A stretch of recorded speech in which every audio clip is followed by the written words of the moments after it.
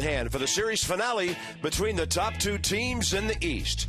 Ross Detweiler looks to earn the series split against hot Chipper Jones and the rest of the Braves.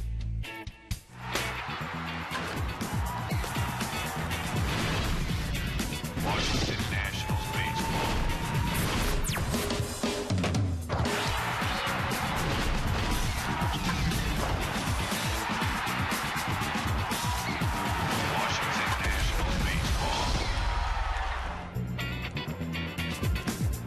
Well, there's always another day in baseball, and today it's the Sunday afternoon game. The Nats are looking for a split. T-shirts for the kids today from our friends, the Potomac Nationals. And it's game 4 of the Nats against the Atlanta Braves. And what a wild weekend it has been. The craziness of Friday, the disappointment of the first game yesterday, and then John Lennon, unbelievable. And some in the press box are calling this the biggest performance by a pitcher in the history of the Washington Nationals. Well, it was a must-win game. There was guys in the clubhouse saying that last night. And for John Lennon, he was a hero for just one day. Back to AAA today. But, you know, you talk about what he did. Gave up 2 runs in the first inning. And after that, just 2 hits the rest of the game. Shut him out the rest of the way. And he said he was a little overamped in the first inning. And we thought that. All of a sudden, it came another big league game, and he was fantastic. Yeah, Sandy Leon, his battery mate, got a couple of hits. One of them hit the bag. Roger Bernardino went 3 for 4, drove in the eventual game-winning run. And then for a little insurance later, Bryce Harper, a base hit and a steal. He comes around to score when Danny Espinosa comes up big. And Danny would score a couple of runs in the game. And then after all of that, they had to turn it over to Tyler Clippard, and I'm sure he wanted to get right back out there again. He got right back out there, got right back in the strike zone, and we saw a little smile from Tyler Clippard before he took the mound, and you see some smiles after the game as well. It's almost like a basketball game. Friday night, the Nats made their run, then the Braves over the next 2 games made theirs, and then the Nats, as you said, dominated over the final portion of the ball game last night. But again, you can't say enough about what John Lennon came up from AAA and did here last night. Well, and he said all the right things after the game. That's the most meaningful game he's ever pitched, and he's never been part of a first-place ball club, and all the things that he went through to have him experience it, it bodes very well when the Nats shut down Steven Strasburg to have that guy filling in for him. Maybe the Braves don't like lefties very well. We hope they don't like this guy either. Ross Detweiler coming off a season-high 7 innings. Tuesday against the Mets, no runs, 5 hits, no walks, 4 strikeouts. The lefties may save the Nats this weekend.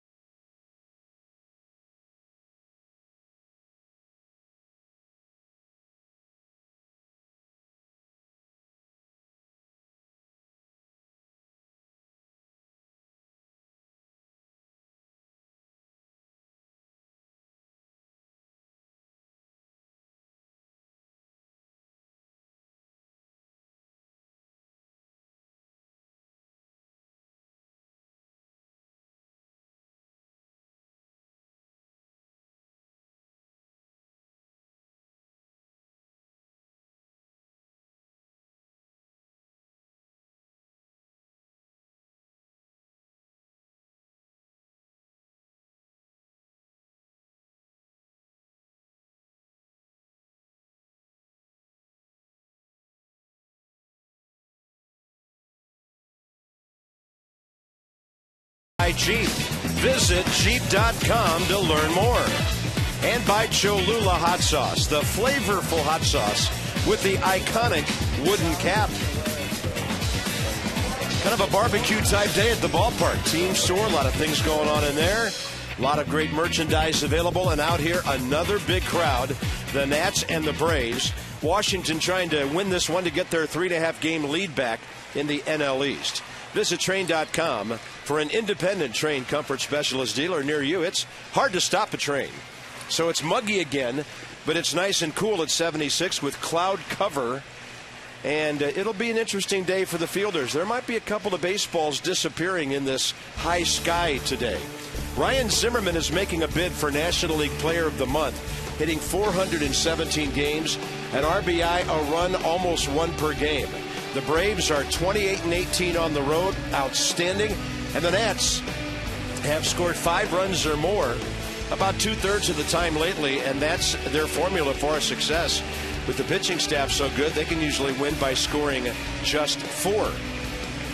So the Braves come in 10 over 500 at 52-42.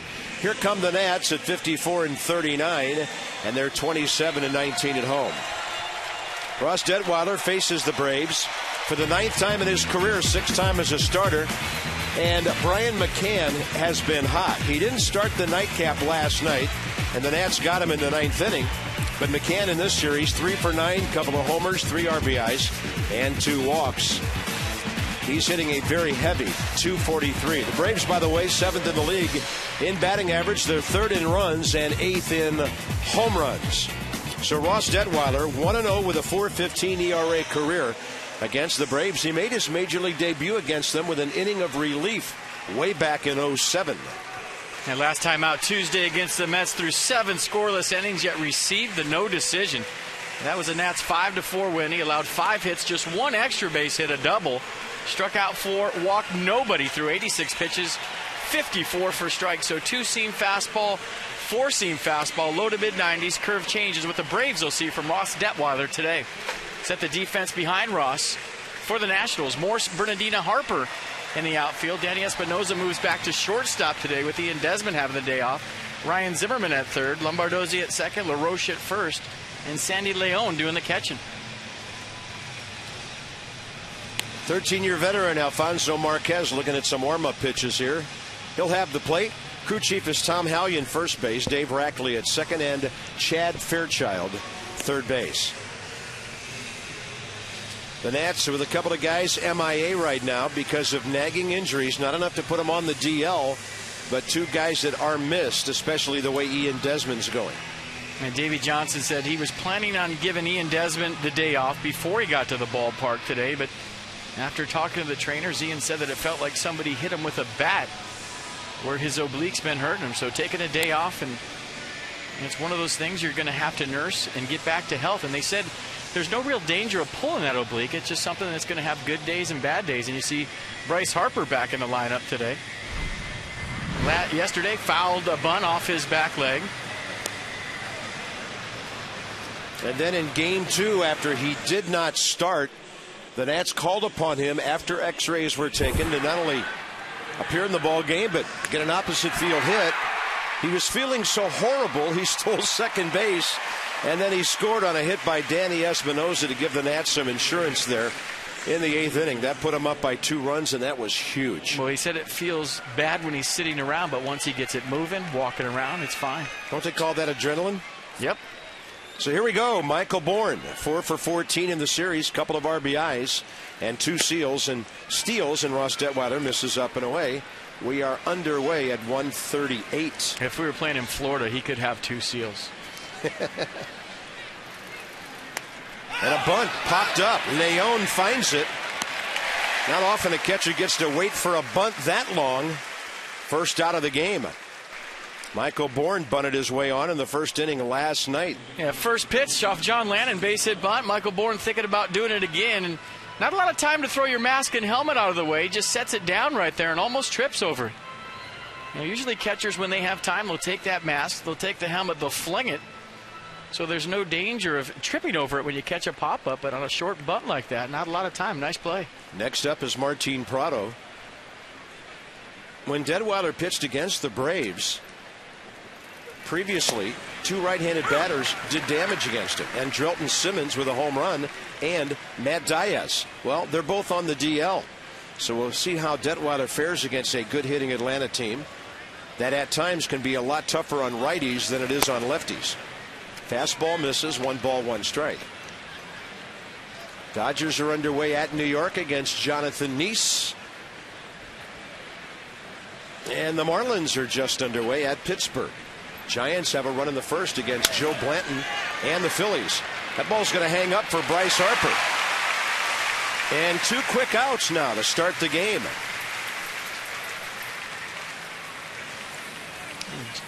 Ross Detweiler smiling again, taking a page out of Gio Gonzalez's book, as we've noticed that the last 2 or 3 starts from Ross. Looks like he's enjoying himself a lot more second time around in the rotation. Well, a lot of action against the Braves. The year he signed, the Nats gave him 1 inning at Atlanta late in the season just to give him a little taste of major league action. He had a strikeout and pitched a perfect 1-2-3. He faces Jason Hayward, who's 1-4-5 career against him. And Hayward in the series 2 for 11. Nats have at times pitched around Jason Hayward, who has walked in this series 5 times.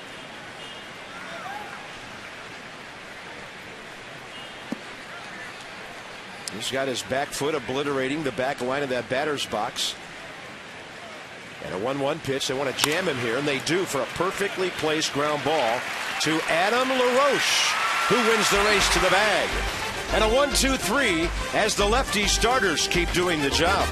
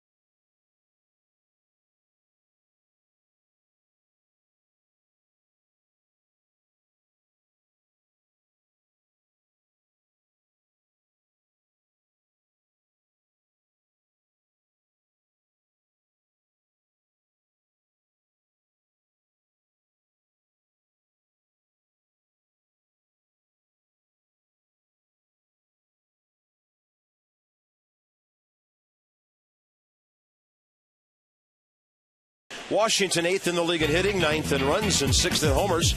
See your authorized Dodge dealer. Experience a world of performance, design, and fuel efficiency. Schedule a test drive or go to Dodge.com and check out their powerful lineup. I don't know if they have a car named the Shark, but the Shark is doing a big-time job for the Nats.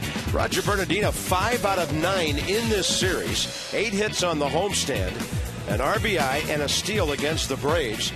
And he's 4 for 10 career against Jair Jurgens, who in his last start had his fastball top out at 87 miles an hour, coming back from some knee problems, and he is struggling. Yeah, last time out Tuesday against the Giants lasted just 3 1/3 innings, gave up 8 runs on 8 hits, walked 3, struck out 1. Threw 73 pitches, just 41 for strikes, had a 6-run 4th inning. So fastball slider change from Jurgens, fastball in the upper 80s, lower 90s. Evidently, Chipper didn't like the baseball that Jurgens was about to start the game with. And I guess he can do whatever he wants over there. Because, hey, I'm throwing this ball out. Give it back to me.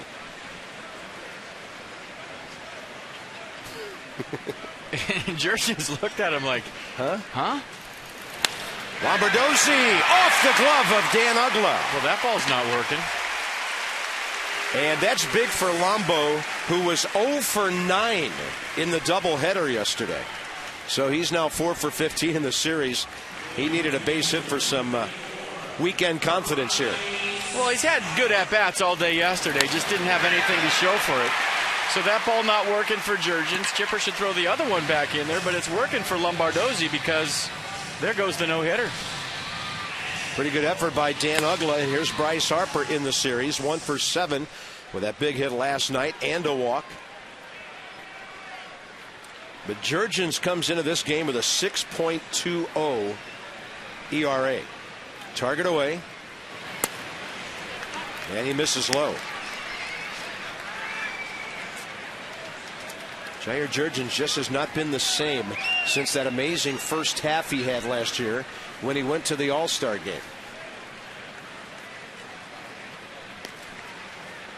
He had a strained right oblique. He's had knee problems. He won 12 games with a 1.87 ERA prior to the All-Star break.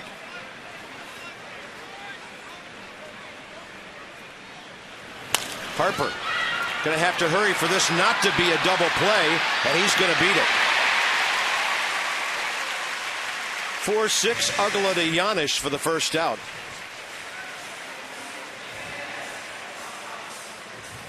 Yeah, got down the line pretty good, especially with the shin guard on his back foot. Gets down there, good hustle. You see a little limp as he crosses the base. Probably hurts when you decelerate. Put the brakes on, you feel that thing. Ryan Zimmerman having a wonderful weekend.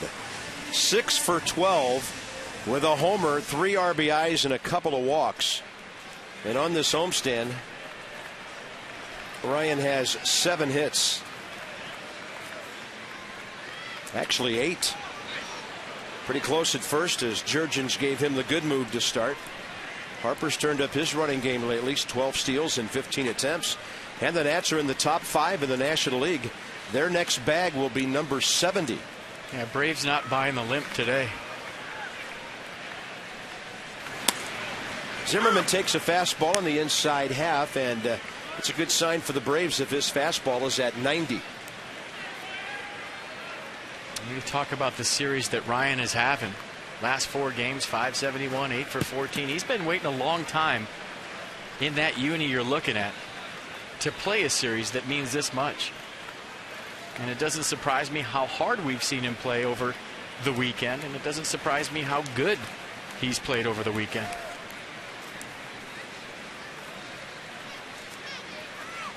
He's got to be a front runner for Player of the Month here on the 22nd of July.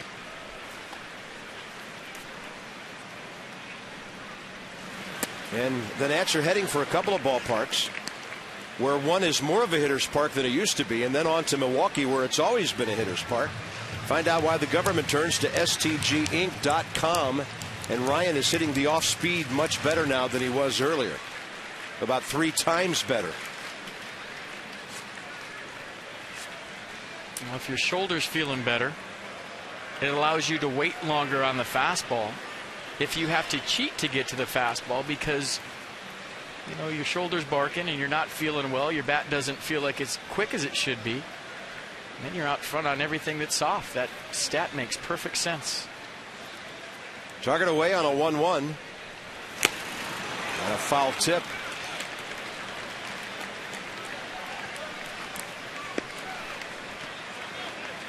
If the inning continues, Michael Morse is waiting. He's had a 4-hit, 3 RBI series.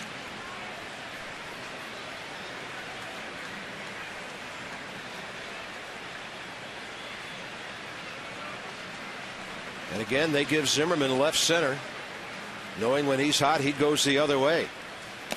Off-speed pitch, he just spit on it, and the count's 2-2.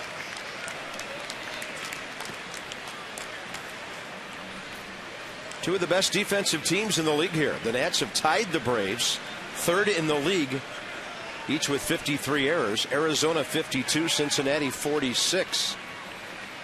So 2 ball clubs that don't do a whole lot to beat themselves.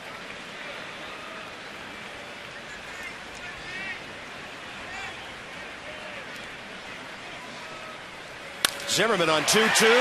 Fly ball, deep right center, and it is gone. Yeah, that's why they play him toward the gap, but it was uncatchable.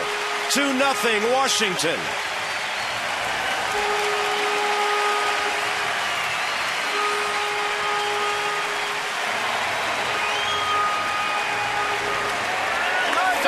Home run of the season for Zimmerman. So big to score in this huge fourth game. Nats going for a split. So big to score first, I should say, in this big fourth game. And what did it come on? Right after that graphic, an off-speed pitch. Ryan Zimmerman, 13th of the year. He's 1 RBI short of 50 now. And that's number 99 for the Nats. Here comes Michael Morrison. Maybe he's looking first pitch fastball here. He gets it, and he was ripping. And check out the pitch right here. On the outer half, 84 miles an hour. I think it was a changeup from Jurgens. Yep. Right down the middle. Zimmerman with some serious extension that maybe he didn't have in the bag about a month ago. See him reach out for that pitch, stay through it. Ride it out of the ballpark the other way. An opposite field home run, 2-0 Nationals. Now Morse will take one low. Jurgens giving up his 7th home run in 45 1/3 innings. Still only one out here. And my, how the momentum has swung back and forth in this series.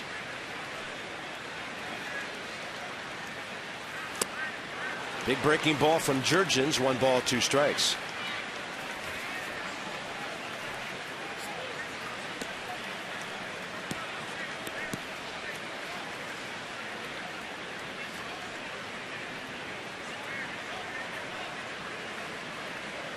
Was Ryan Zimmerman's 140th career home run.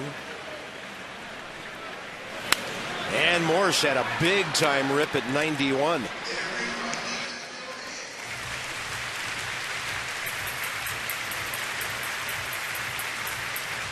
Adam LaRoche will bat in this inning.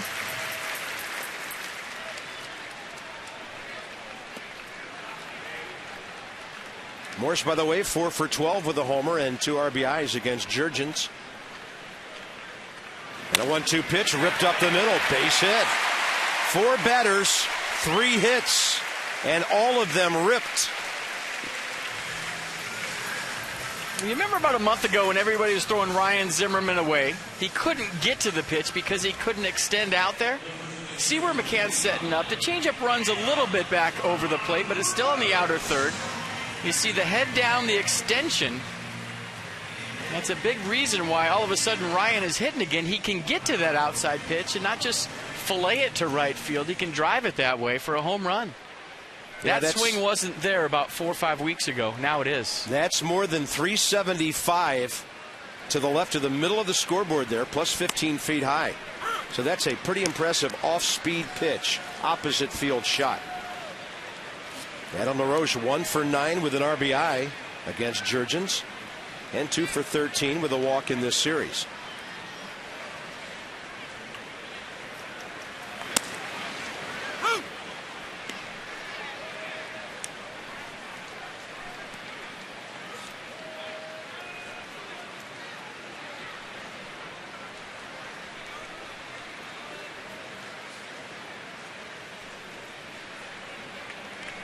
And an 0-2 count now to deal with a ball coming inside. Jurgens gets it in there, and Adam LaRoche fights it off. And it is caught by Chipper Jones.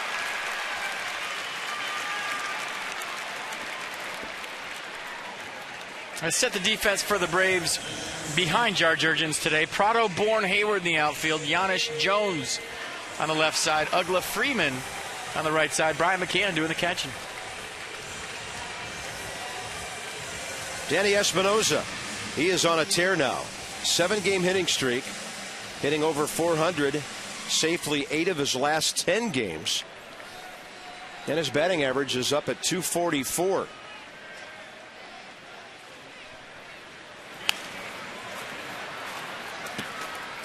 And something else that FP and I talked about before the game today. This is the 22nd of July.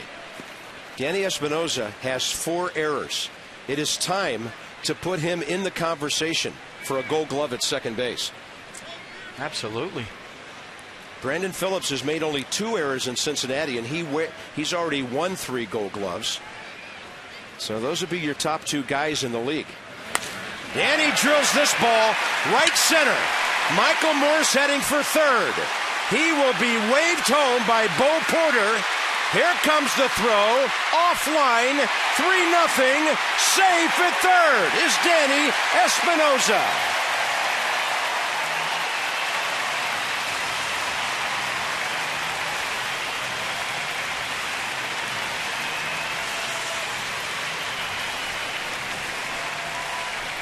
A couple weeks ago, Espinoza having trouble with the changeup left-handed. Not so much lately. You see him staying back on that change, staying connected, meaning let the ball get deep, driving it to right field. And I thought that Giannis might have had a shot at Michael Morse. Good throw, would have been a very interesting play at the plate, but he pulled it up the first baseline.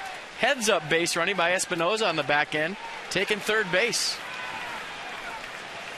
Yeah, we're thinking double and third on the throw. It doesn't matter what it was called because Roger Bernardina drives in Danny Espinoza. And the Nationals lead 4-0. I don't even have time to put this in my scorecard right now. Action fast and furious here in the bottom of the first for the Nats. Stay hot, Shark. Is still talking about the Espinoza RBI hit, and then Bernardina comes up and just slaps another lousy single to right field, scoring Espinoza. That ball was called a double by Danny, so he's cashed in his 29th RBI. Bernardina his 16th. Zimmerman's up to 49, and Sandy Leon stepping in, and Freddie Gonzalez is already pacing and looking a little nervous in that Atlanta dugout. Wow, what an onslaught here. Leon takes one in there. Sandy 4 for 9 in his first 4 major league games, plus a walk. So 3 for 5 in this series and hit by a pitch. Bernardina started and stopped, and the Braves pitched out. Fish ain't biting.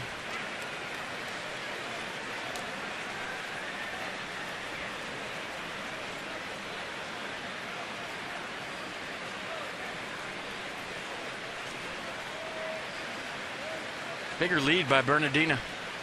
There he goes. Good jump. Pitch high. And out at second. Great throw by Brian McCann, who's nailed down 25% of base stealers this year. But Ryan Zimmerman, the big blow of the inning. Robert Ozzie, a base hit. Harper, a fielder's choice. Zimmerman leaves the yard. The first 2 of 4 the Nats get.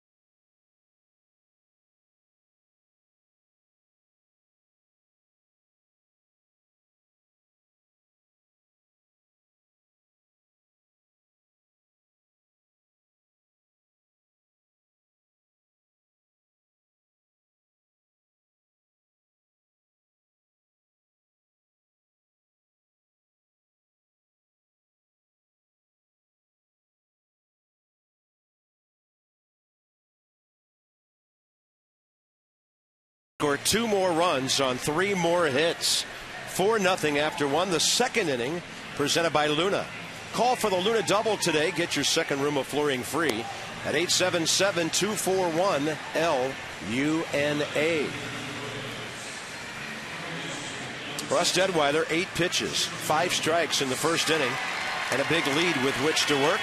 Good look at Chipper, Freeman, and McCann here in the top of the second. The ultimate triple play at Hollywood Casino Charlestown Races, slots, tables, and dining. And among active pitchers getting the fewest runs, well, that number just went up, or is going up. Minimum 40 starts for guys in the major leagues. Isringhausen, of course, mainly a career reliever, but did lots of starting early. And so Ross Detweiler, no complaints in that department today. Chipper Jones is 2 for 10 career against him. And in this series, Chipper's 3 for 9 with a home run, 5 RBIs. You might have noticed that in this series, if Jones sees first pitch fastball, he's been ripping. He's been on base 5 times, also been walked and hit by a pitch. First pitch fastball, base hit.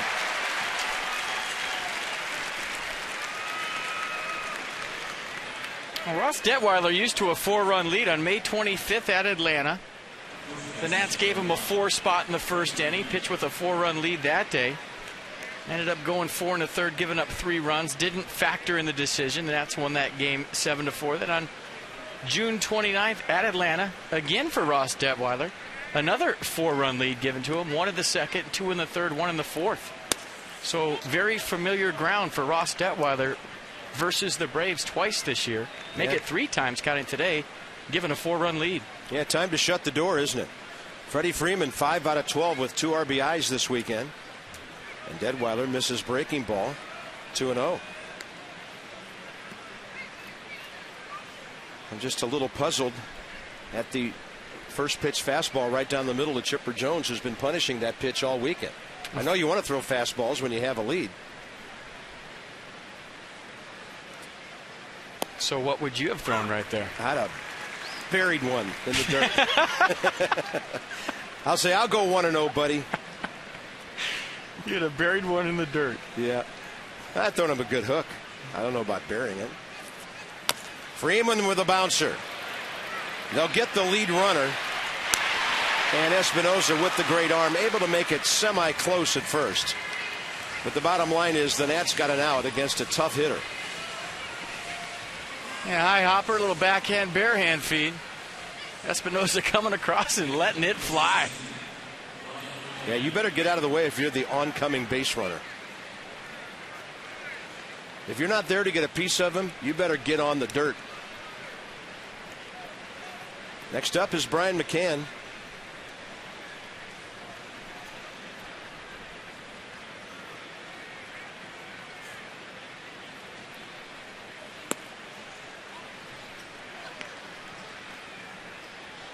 Phillies have scored to tie the Giants, who got a first inning homer from Nate Schierholtz, and then the Phils got a run in the bottom of the first.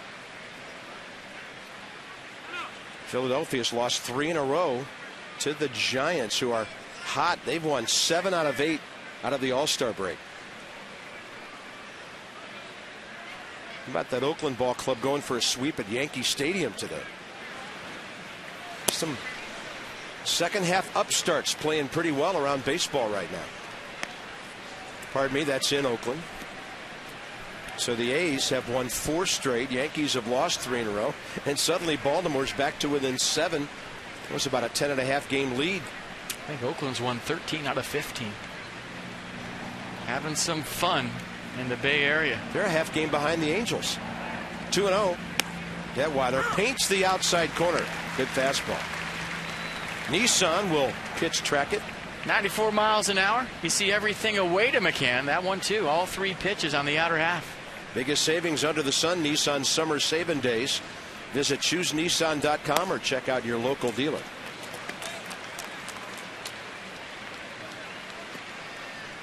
Dangerous Dan Uggla next.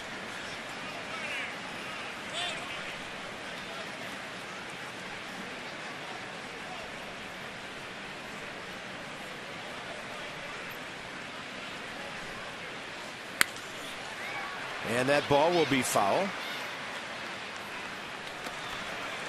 McCann going to look at his bat right there. It had a funny sound. Tap it on the ground. As a hitter, if you feel some serious vibration, you know the bat is cracked. But sometimes it's hard to see in the middle of an at-bat. Hairline fracture, pine tar, dirt on the bat. Sometimes you can't see it, so that's why you'll see guys tapping it on the ground. 3-2. Runner holding. Flare to right, and Harper is right there. So Detweiler, after that opening base hit, comes back with 2 key outs against tough left-handed hitters. Single game tickets are available for the next homestand. Nats will be gone for a week, and then the Phillies come in, followed by the Marlins. Go to nationals.com/tickets, and some of those single game seats start as low as $10. Phillies haven't been here since the first weekend of May. And the Marlins will make their second visit. They've lost 4 straight. The Phillies have lost 3. Ugla pops it up on the first pitch. Adam LaRoche in the first base coach's box. And Ross Detweiler puts another 0 on the board. He'll bat second in a moment.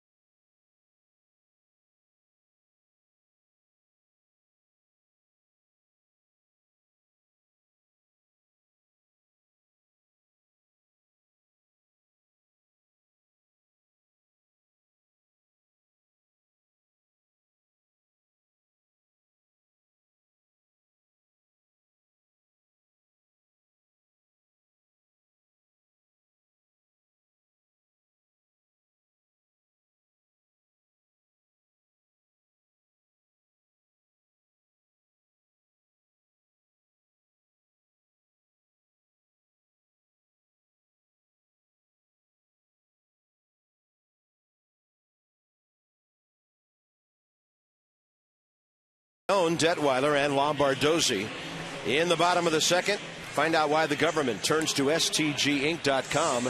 We'll revisit this series, as we said, almost kind of like a back-and-forth basketball game where the Nats had a 9-0 run, and then the Braves embarked on a 2-game 17-1 run, and now over the last 6 innings, it's 9-0 Washington. So that fast break is going pretty well right now. But you know what? In basketball, you get the running game going by playing defense and rebounding. And the Nats are doing it with great defense and pitching to give the offense a chance to relax and do its thing. You could say they're doing it with rebounding after losing the first 2 games of the series. Rebounded nicely. I guess Michael Morse would be the center on that team. He's the tallest. 1-0 to Leon at the plate when Bernardino was gunned out on a close play at second. And Jurgens, who threw 23 pitches in the first inning, goes 2-0.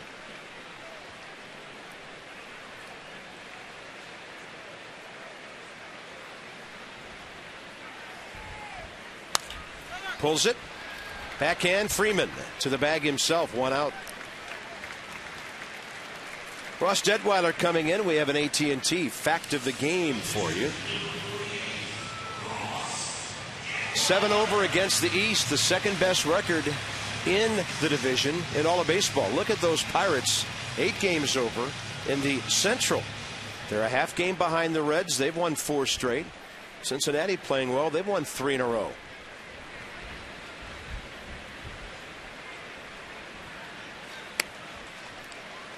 And those 2 places, what, about a 4-hour drive from each other? That could be quite a race the rest of the season. St. Louis 5 back.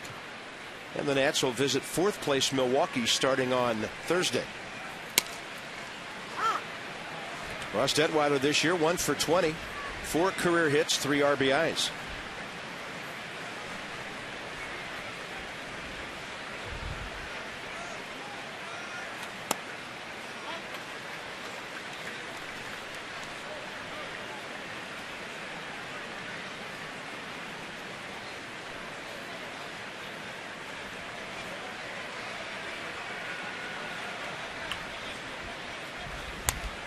Pretty good rip on a 2-1 pitch. When you're a pitcher on this staff, you get your at-bats. There's tons of peer pressure from the other 4 guys. You get a 2-1 count, you just can't flip one into right field. You got to let it rip. Come back to the dugout, have 4 guys laughing at you. Hey, and the longer you pitch, the more at-bats you get. Close, but ball 3. It's a good pitch. So Ross Detweiler will make Jurgens throw at least 6 pitches. Kinetic North America on the pitch track. You look at pitch track though, that has it's a tuna can strike zone, and that's a small zone on the box. Detweiler digging for a hit, and he will get there on a high chopper handled by Paul Janisch. So the Nationals 6 base hits in the first 9 batters today. Yeah, he doesn't have to come back to the dugout. Those 3 say we throw hits like that back. But Ross Detweiler definitely take it. Speed kills, chopper off the plate. And Janisch kind of took his time on that. Sat back on the ball. Maybe not knowing the speed of Ross Detweiler, but very casual play by the Braves shortstop leads to an infield single for Ross Detweiler. Here's Lombardozzi, who got the hit parade going in the first inning. Whatever Ross said was funny because Tom Hellion was laughing at first. Freeman, great stab on that one to get a 3-6 fielder's choice. Lombardozzi almost snuck that one through. Told you these are 2 really good defensive teams. And Freddie Freeman kind of in between where he was going to go right here. He's thinking first, then he's thinking second. Good feed. Good enough at least to get the forced at second. That'll get Bryce Harper to the plate with 2 outs. And that'll also give Ross Detweiler a little breather after that base hit, his 2nd of the year. First guys up to give him some love. Zimmerman and Gonzalez. Strike call. Bryce Harper doesn't see a whole lot of pitches in there. It's about time. He turned on one and hit it a long way.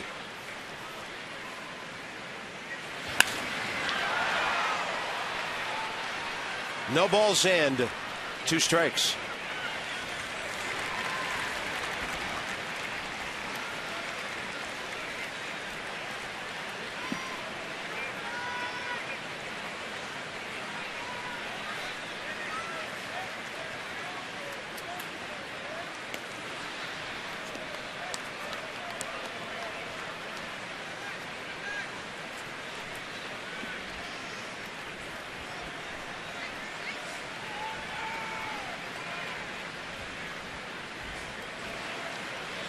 Lombardozzi with a short lead, and Harper takes one just low and inside.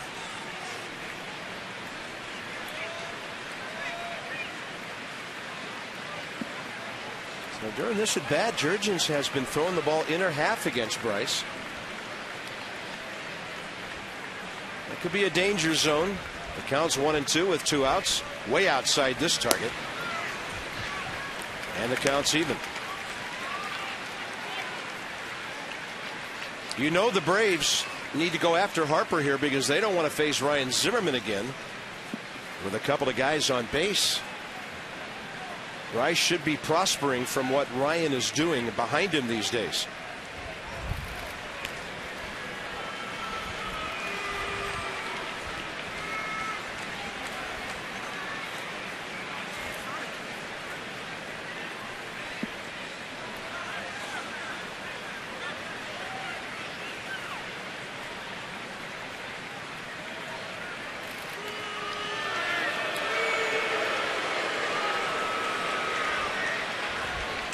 Bardozzi with 3 steals on the year all of a sudden is getting the Ricky Henderson treatment here.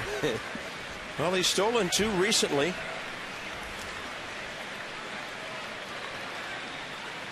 And as he gets on base more and gets more experience, we'll start seeing him become a big part of the running game. Now Jurgens steps off. If I'm in that third base dugout, I'm not liking the body language I'm seeing on the mound right now.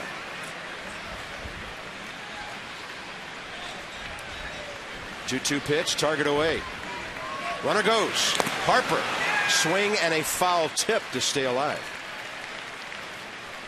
Inside the numbers with STG at STGinc.com. And against breaking balls, like Ryan Zimmerman, better and better all the time here. And making the adjustments to the league, making adjustments to him. Everybody knows he can hit a fastball. Bryce Harper can hit an F-16 if he knows it's coming, but how do you test him out? Throw the soft stuff away, the hard stuff in, throttle him back and forth, in and out. And that's what's been going on here for the last couple of weeks. Hard in, soft away. 2-2 again.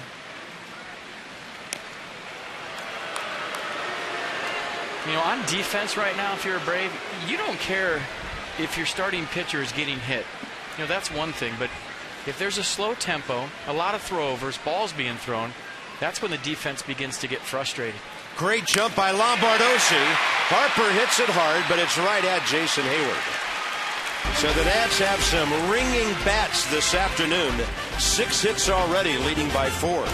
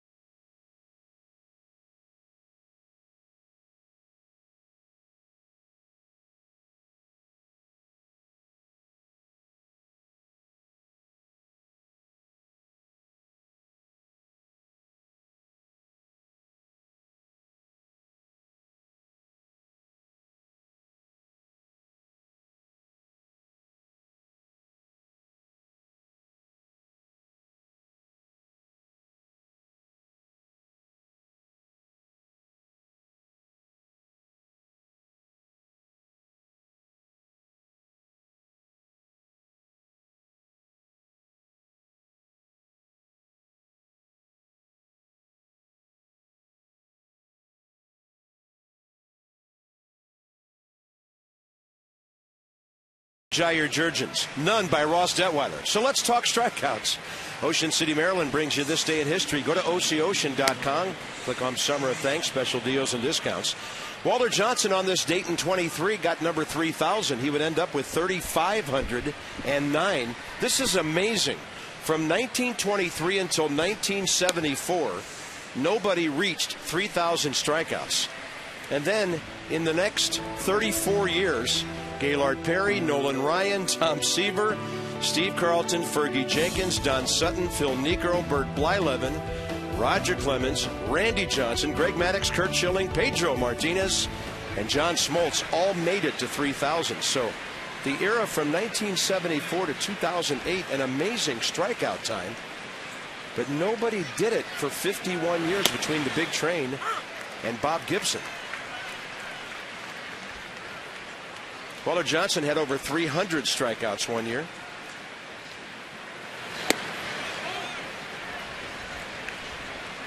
So here we are, top of the third. Paul Janisch against Ross Detweiler. Barry Larkin going to the Hall today. And Ron Santo. Davey Johnson very proud of the fact that he managed Barry Larkin. I think I saw he won 9 Silver Sluggers, 12 All-Star games. So 9 times he led all shortstops in hitting. That's next weekend, right? It's today. Oh, it is today? Okay. Usually the last weekend in July, but I guess they pushed it up a bit. And folks, if you're a baseball fan and you've never been to Cooperstown, you've got to go. Giannis jammed by Detweiler, fouls it back. I was never that nostalgic, but when I got my first chance to go there in 1990, I found myself buying all kinds of ridiculous things to bring home to remember Cooperstown and some of my boyhood heroes. It's just the place affects you when you go there. Swing and a miss. Well, the big train and Bob Gibson, thank you, Ross Detweiler, for your first strikeout today. It's a good segue. Talk about guys with 3,000 punch-outs. Ross Detweiler starts the top of the third with one. 94 miles an hour up in the zone. Nationals Pitch Track brought to you by Kinetic North America, providing world-class technology and responsive solutions to our government customers. Outside to Jair Jurgens, 1 for 12 this year, and a 113 career batter.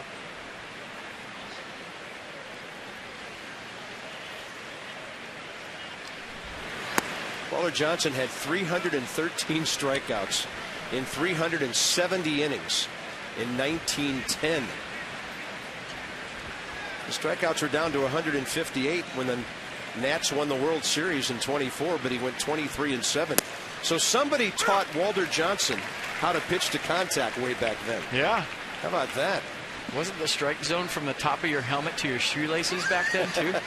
It wasn't that big, but it was a little bigger than the shoebox that we have these days. Well, if that was the case, that makes Babe Ruth even better. 3 balls and 1 strike to Jurgens.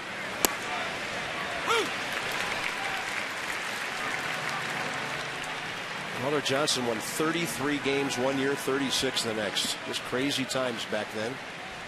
Michael Bourne trying to bunt, fouled out to the catcher. And Jurgens gets a good piece of that one, but Bernardina is stalking it, and he has it in left center. So the first time through the lineup, Ross Detweiler gives up 1 base hit to a future Hall of Famer. Nationals memorabilia, it's game used, autographed, team issued, and it's available for you to buy at every home game right around sections 112 and 113. For more info, email memorabilia@nationals.com.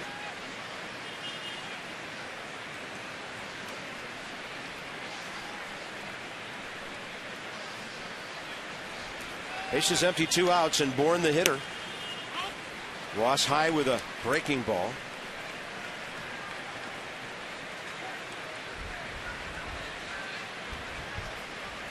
You know, Gamble is a leadoff hitter, and obviously Michael Bourne has faced Ross Detweiler before this year.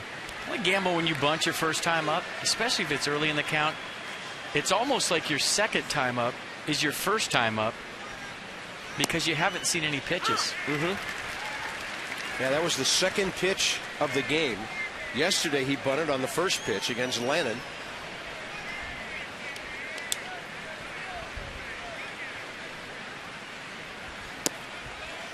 And Ross is looking free and easy with that fastball today. He's delivering those strikes low in the zone. It counts even 2-2. And no leadoff hitter likes to start the game 0 for 1. Now, obviously, you like to get a knock the first time up, but if you can see a lot of pitches your first at bat, you're okay even if you don't get a hit. Because your second time up, you've seen everything he has, and who knows what situation you're going to be in. It might be a big deal. Third time up, bases loaded, you second time up. You don't know. So all leadoff hitters, or most leadoff hitters, I should say, the majority of them like to see everything the pitcher has their first time up if he shows it to him. And your point's well taken. You have to bunt early in the count, so you don't see many. 3-2 now. Detweiler gets a ground ball. Here comes Lombardozzi scampering, and he got him on a close play. No margin for error with that man running, and Ross Detweiler continues to pitch beautifully here today.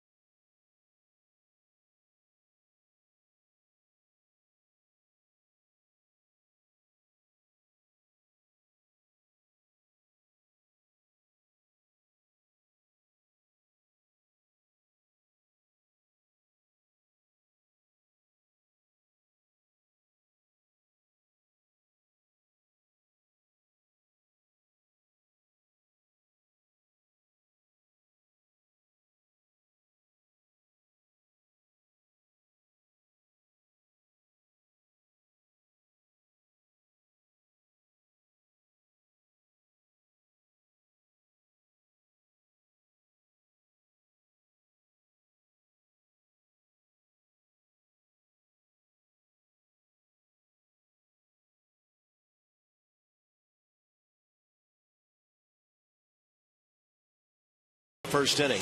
Starting off with a Ryan Zimmerman home run, and then FP, the great thing about it was they kept hammering away until they had 4 runs on 5 hits in that first inning.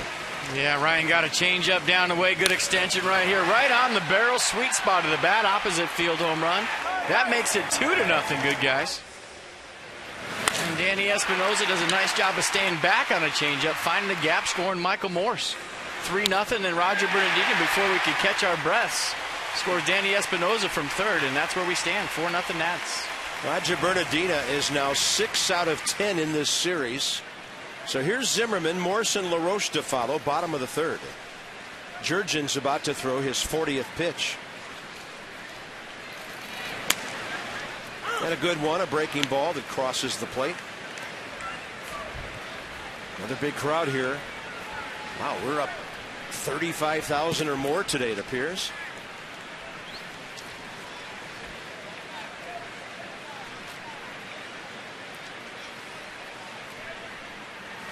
I'm just hoping a lot of concert goers who came to the baseball game as an aside liked what they saw last night, and they'll be back. Different kind of a crowd for the nightcap last evening. Concert was fantastic. The weather cooperated, no rain during the music. And I know the Nats guys were front office, very relieved about that. It was a dicey weekend up to that point. 0-2 to Zimmerman. The weather, the score, and the band all rocked it last night.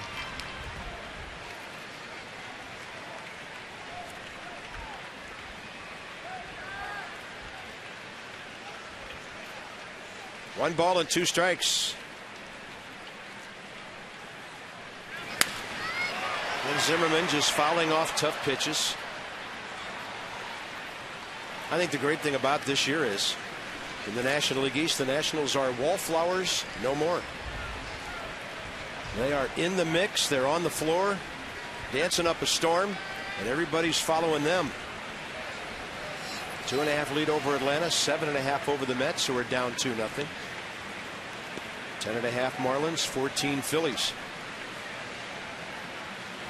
Zimmerman turns on that one, and see you later. He's done it again. And he did it on a changeup again, this one inside. RBI number 50 on his 14th home run. Some more low 10s for Ryan Zimmerman. 14th home run of the year. Second of the day. Stay hot. Now this time a changeup on the inner half, and look at him pull his hands in. So that's pro hit and go deep to right field first time up. You got to feel like you're going to get something on the inner half second time up, but just reacted to the changeup, pulled the hands in, got the barrel to the ball in his second home run of the day. 5-0 Nats. Here's Morse. He gets a first pitch breaking ball from Jurgens, and Michael hit the ball hard. He restarted another rally after the first Zimmerman home run. 10th career 2-homer game, and Ryan Zimmerman has hit the Nationals' 100th home run of the season.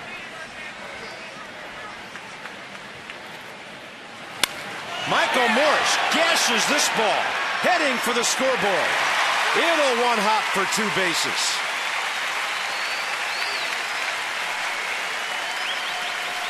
And that was an off-speed pitch from Jurgens, a slider. Morse stayed back, let it get deep, and hammered it the other way.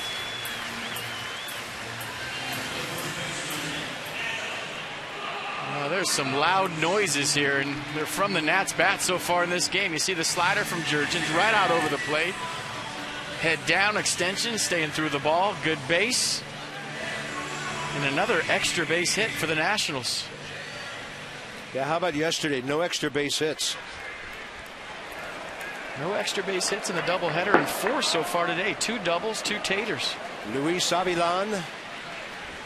And here's Adam LaRoche. Nobody out here in the third. 5 runs on 8 hits. You know, and now you play for 1 run at a time. Move that runner over. I mean, if you get something to drive, drive it. Maybe knock Jurgens out, get into the bullpen. But Adam wants to at least advance this runner and help the Nats get 6 on that scoreboard. They'll lay off that fastball up and away, 2-0. Well, if you learned one thing from Friday night, is 9 is not enough. So, if you're in that dugout, maybe you learned a lesson and you add on as much as you can, and you never take a lead for granted the rest of the season. I know I won't. LaRoche will move the runner. Nice at bat on a 2-0 pitch. Gets Michael Morse to third base. Professional at bat by a professional hitter. That brings in the red hot Danny Espinosa.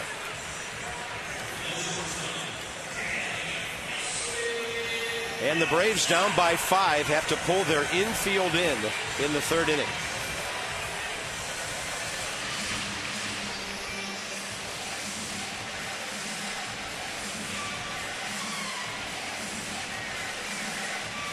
Roger McDowell buying time for the bullpen.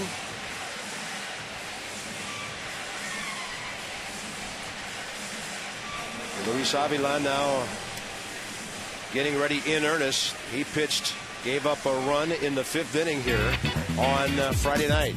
On to New York, where it's Jordan Zimmerman and Chris Young rematching tomorrow evening, 7 o'clock. Gio Gonzalez and R.A. Dickey on Tuesday. The Mets not sure who they're throwing in the Wednesday day game against Steven Strasburg before the Nats move on to Milwaukee. And a 4-game series with the Brew Crew. Haven't seen those guys this year. Espinosa, that'll drive in a run. It bounces in front of Hayward. The Nationals lead 6-0. And Danny Espinosa is on one big tear right now. Well, you just see how good he can be when he's relaxed. And that's been the case now for about a month. Average up for Espinosa. The at-bats from the left side equaling the ones from the right. Clutch hits all over the place this homestand, and driving in another run with a base hit, and that's it for Jurgens. They have knocked him out after 2 1/3 innings into the Atlanta bullpen, and the Nats are dominating the Braves on split day today.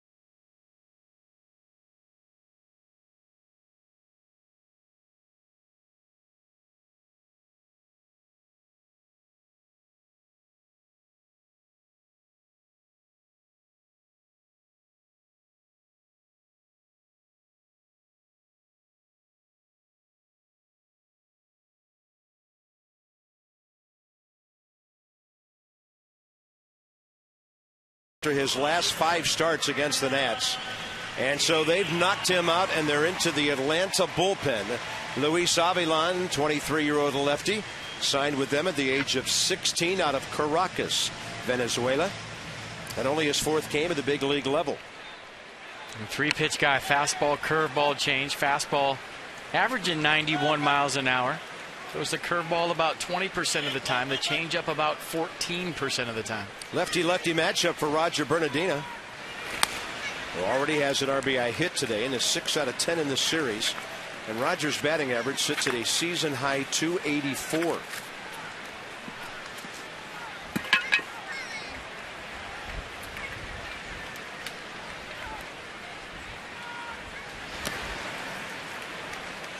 the way, Danny Espinosa's batting average is now sitting at 249. So Bernardina's really come alive.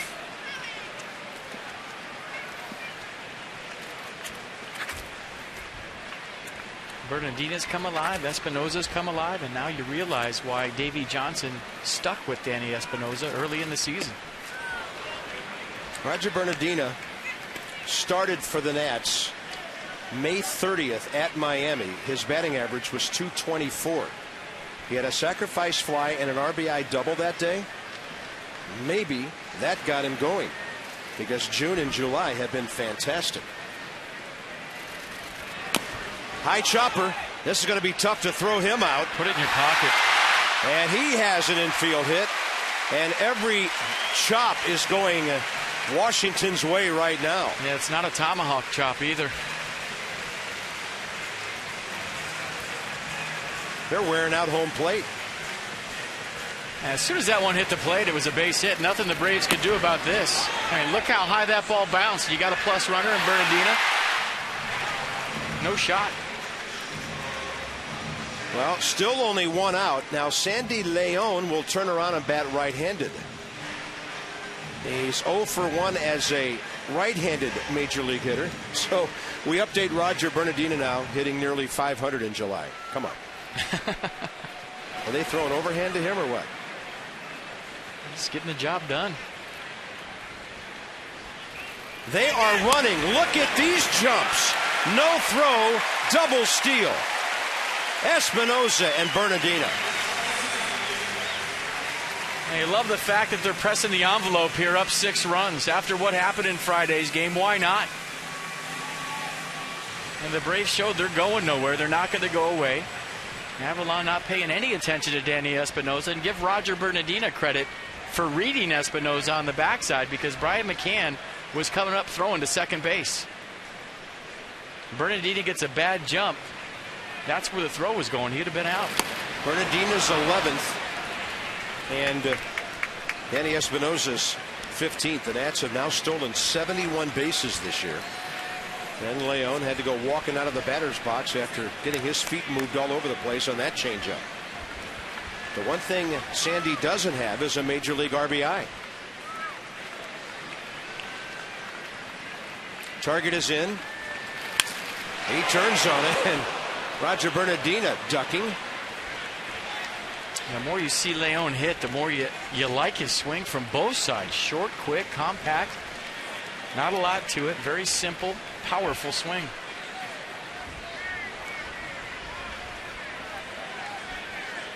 Six nothing Washington. Runners at second and third. One out.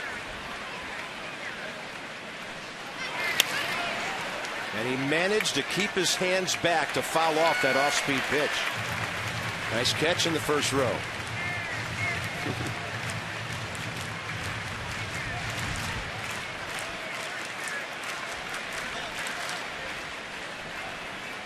Ross Detweiler on deck to hit again. Leon bumps it in the air. Freeman will get under this one. Not an easy play. And he grabs it for the second out. Steady diet of off-speed stuff from Avilan to Leon there. And Ross Detweiler has a chance for his second RBI of the year, or the fourth or fifth of his major league career.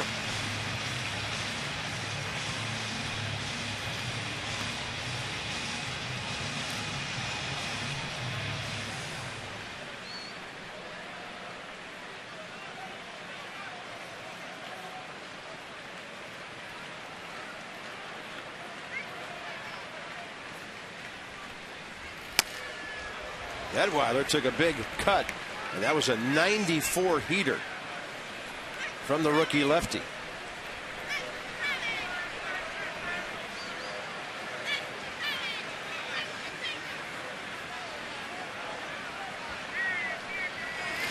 Gets the bat on the ball.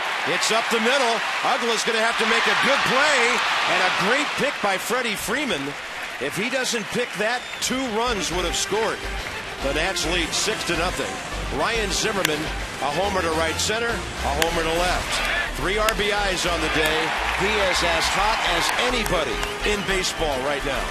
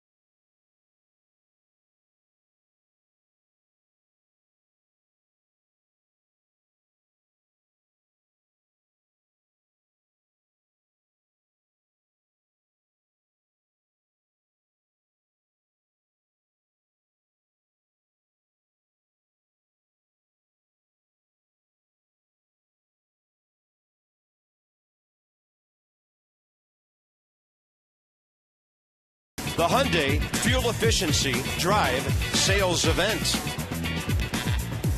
It'll get you right down Pennsylvania Avenue toward the Capitol. Take a right turn, South Capitol Street. You're at Nationals Park, where it's 6-0 as we honor our troops again today. DynCorp with the International Troop Recognition as we salute and wave our caps at our wounded warriors and their families. At DynCorp, we serve today for a better tomorrow. I saw a great bumper sticker on the way to the ballpark this morning to watch Ryan Zimmerman hit 2 home runs. It said, "Got freedom? Thank a vet." And we thank them here every day. Man, when that guy gets hot, he only has 2 or 3 more at bats today to do some damage. Yeah, stick around, you might see history. Ross Detweiler will face Prado, Hayward, and Jones. 38 pitches, 22 strikes so far. Ross has had to run the bases a couple of times. Look at all the fastballs. 92% heaters from Ross today, and I think that's been the difference. Second time around the rotation, he's done a nice job of attacking hitters with the heater. And a 6-run lead will give you the opportunity to do that a little more freely than it would in a tie game. But I think, when you ask Ross, and you've seen him pitch the second time around, he's been much more aggressive with the heater. 10 batters, 1 hit so far. Martin Prado lined out to Bryce Harper, first time up. Fastball, he gets the call on the corner. And the other great thing, as long as he stays around the plate, Alfonso Marquez will be, as you say, hunting strikes along with him. Marquez, one of the best ball strike guys in the big leagues. And that's one of the best hitters in the big leagues. Bernardino better hurry. Prado's thinking about 2 here. And he'll stop as Roger sprints to that ball. Braves have their second base hit. Hayward and Jones the next 2. Freeman if it goes that far. I think you see right there the effect of being down by 6 runs. A close game right there. Prado's going for 2. He's thinking leadoff double, but down by 6, can't take that chance. Had to hit the brakes.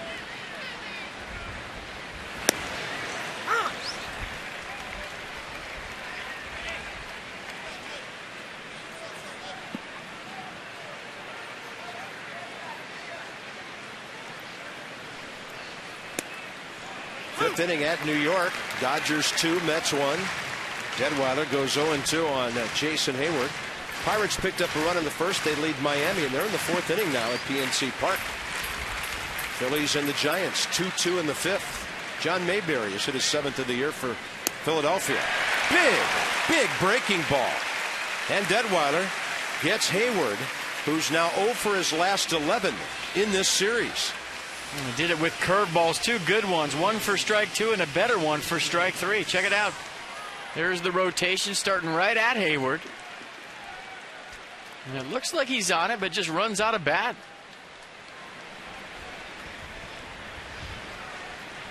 Chipper Jones, first pitch fastball, base hit up the middle. First pitch changeup, base hit to left. That man's locked in.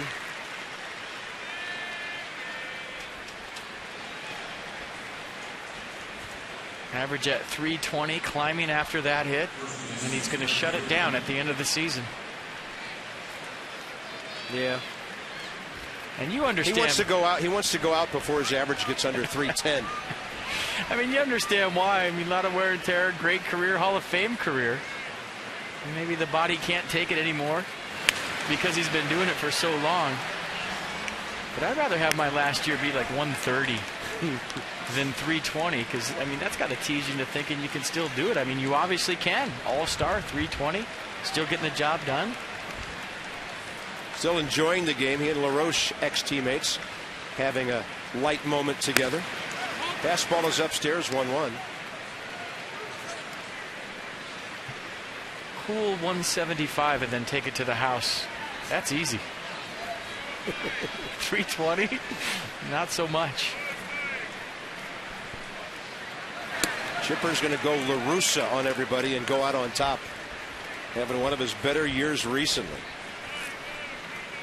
It's just a joy to watch him play. And the thing that just gets me about Chipper, you know, and I've talked to Joe Simpson and Chip Carey and the other guys with the Braves who get to watch him every day. Everything he does is so effortless. The fluidity with which he plays the game is remarkable. Never appears to be in any kind of hurry whatsoever. Won a batting championship as recently as 08 when he hit 364. 337 the year before that. Matt Holliday had to hit 340 to beat him out that year. 2 balls, 2 strikes. And a ball ripped. It eats up LaRoche. Harper charging. They cannot send that runner. And that's why. Bases loaded, 1 out.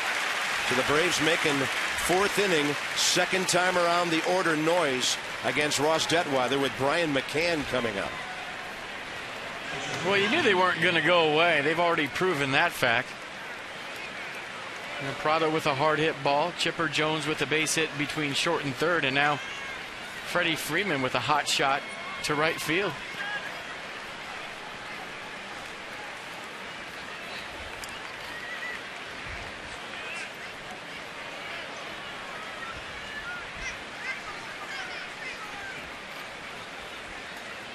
First time up, Ross did a nice job of throwing that fastball in on McCann's hands. Soft stuff away, and then they went hard in. Brian McCann back to the pitcher, 1. It's a 1-2-3 double play. That's a backbreaker for the Braves in the 4th inning. Nothing like ground ball outs. John Lennon showed it last night. Easy as 1, 2, 3.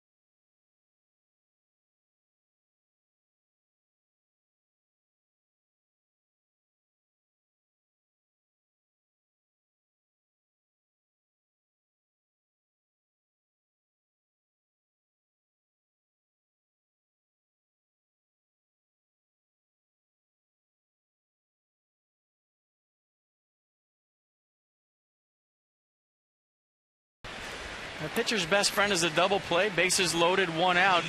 And after the Braves came back the other night, this is Ross Detweiler's new BFF. A good feed to Sandy Leon. I think it was made by the way Leon runs out and gives him a great target. He hustled out in front of the plate, gave him a big target to throw to. Ross with a good feed to Leon. Leon, knowing the speed of Brian McCann, cleared himself, took his time, got himself a nice clear throwing lane to LaRoche to complete the double play. But how about that? Things that professional ball players just do automatically. They don't even have to think about it. And it's a great lesson for kids at home. A catcher, you don't want to be sitting on the back end of home plate on a play like that. Get out in front, huh? No, he scrambled to his feet, got up in the front of home plate, and gave Ross a big target to hit. Lombardozzi bats right-handed here in the 4th. And Luis Avilan misses low and away. I should say more correctly, a big stationary target to hit.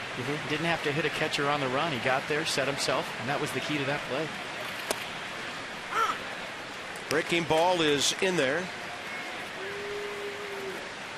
Lombardozzi 1 for 2. Robbed of a hit on a good play by Freddie Freeman last time up. Target is in. Well, you just heave such a sigh of relief, even in a 6-0 game, when those 5 guys bat in 1 inning and you put up a 0. Prado, Hayward, Chipper, Freeman, and McCann. And now Chipper Jones makes a good play at third and throws out Lombardozzi.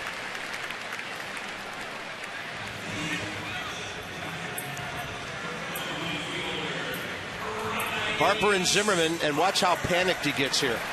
They're playing in for the bunt, a little short hop. It's a play he's made about 4 billion times.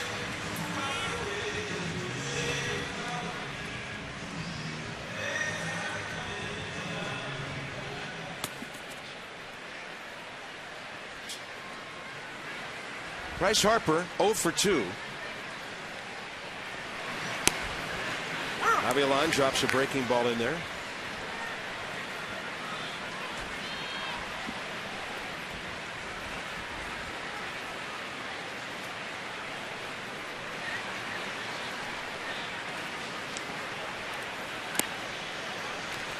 Counts even, 1-1.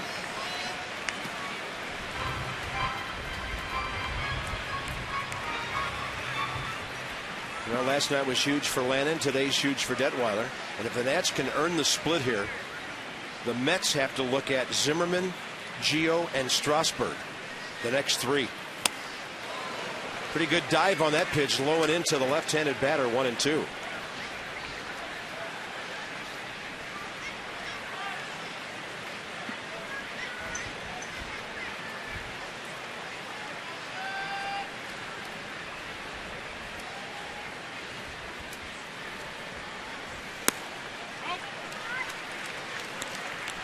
Pretty good take on a borderline pitch. 2 homers, 3 RBIs already on deck.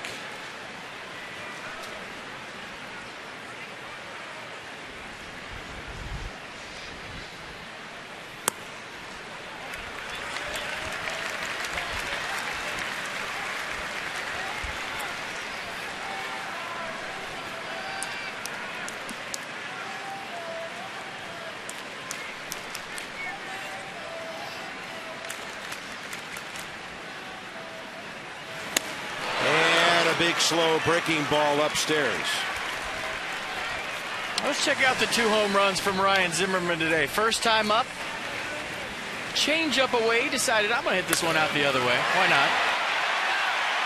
Well, he went out the other way. He might come into me the second time. I'll look in there. Got to change up again. And look at him pull the hands in to get the barrel to the baseball. So a bent arm homer. He got some serious pop to do that. Bases empty, 2 outs.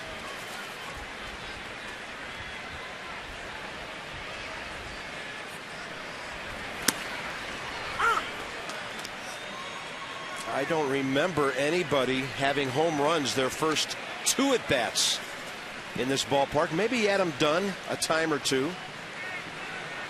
Alfonso Soriano maybe back at RFK.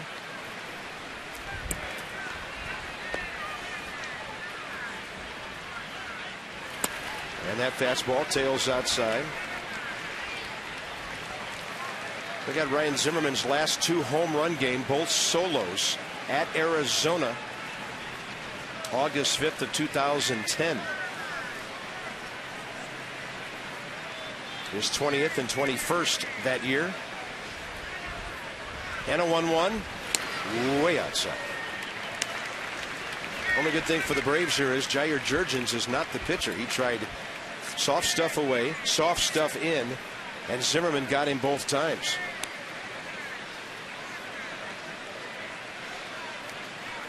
Michael Morse then ignites 2 other rallies right behind the home runs.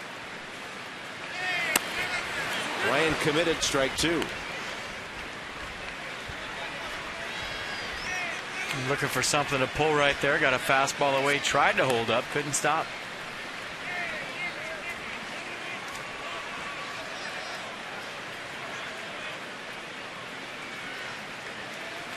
Six nothing Nats. 2-2 bottom of the 4th.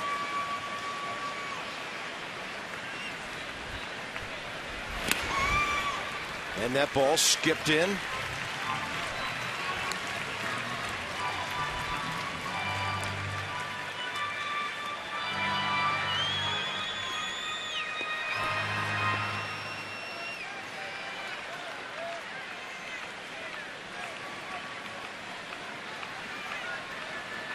Outfield deep, around to the right just a bit, in right and center, and a 3-2 pitch. Ryan lines it hard right field, hit it so hard Hayward can catch it, and it's a 1-2-3 for the Braves. First time today for their pitching staff in a 6-0 game.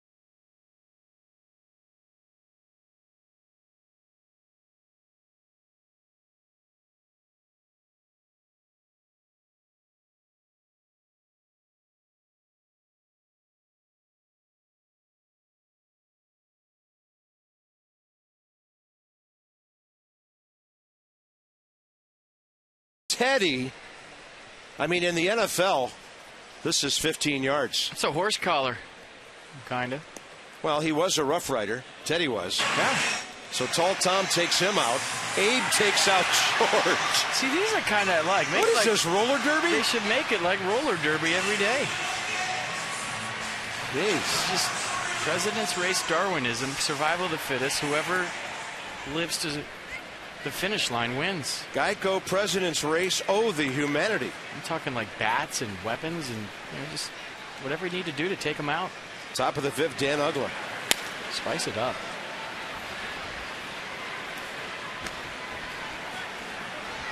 Cage match. And on the next homestand, more social implications of the Geico President's Race when we come back to town. Darwinism today, who knows what's down the road. And a chopper. This one not that high. Detweiler turns, fires. Out at first. He gets Ugla, who was almost to the bag. Nats getting it done, and Detweiler has had assists on the last 2 plays. He took his time, set his feet, and then used that big arm. It's a strike to LaRoche. He had to get out of the way because Ugla was right there. Bang, bang. Good play.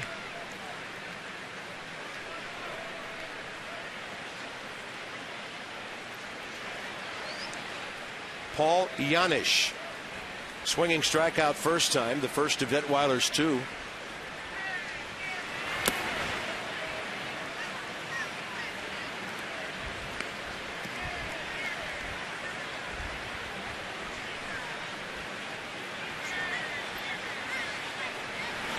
That ball cracked into left. Morse going back to the backhand side to grab it. And Luis Avilan will be the hitter. It will not be his first major at bat. It'll be his second. Third Eye Blind is coming now. We'll look forward to the third in the Nats post-game concert series, August 18th, after a game. It's a 7:05 game against the Mets. Tickets start at $10. Go to nationals.com/concerts. And you veteran concert goers know by now, you've got to have a ticket for the game to see the music afterwards. Luis Avilan, the hitter, 0 for 1 in the big leagues.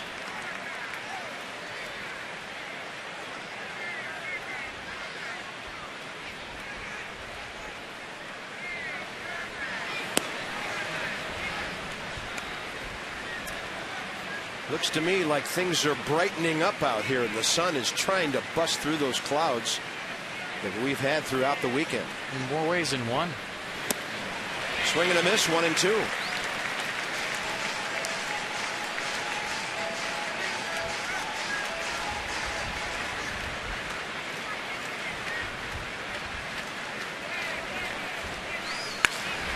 And the first major league hit for Luis Avilan. Michael Morse must have thought he was in right field. He came up throwing like he was going to throw him out at first base. That's why I'm laughing right now. He picked that baseball. A former shortstop in the Mariners organization. He was playing so shallow that it was almost like shortstop. He was thinking about throwing him out. Avilan thinking, I got my first big league hit. And then Michael Morse charging hard, thinking about throwing it to first base, and then thought better of it.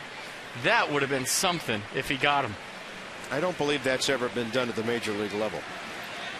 Mike Abort is 0 for 2 with a bunt popped up and a ground ball on which Lombardozzi made a really good running, charging play.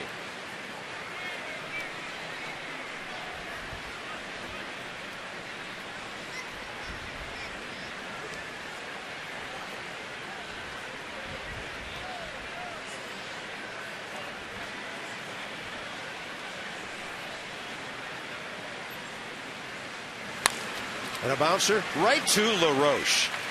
5 shutout innings by Ross Detweiler. Who does he think he is, John Lennon?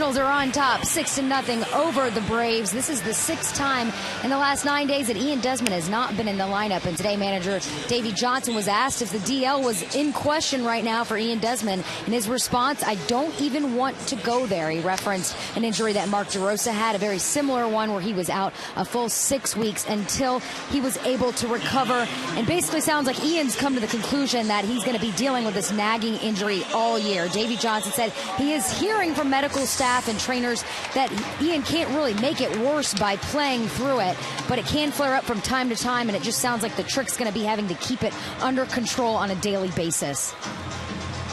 Well, he has been so excellent, and it's amazing what he's been able to do, even though we now know he's been hurting for the last several weeks. That's our AFCIA Sideline Report with Christina.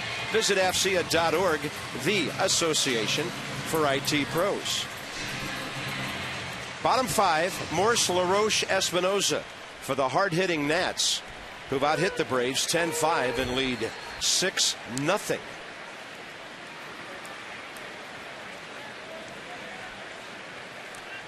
Michael Morse 2 for 2 today, not to be overlooked. His base hit and double, both on the heels of Zimmerman home runs. You could make an argument that while Zimmerman is responsible for 3 runs, so is Michael Morse. He starts a 2-run rally and then a 1-run rally after the home runs. Discover Kia's full lineup of high-quality, stylish, and dependable vehicles. Visit Kia.com as we look at his home runs last year and this by location.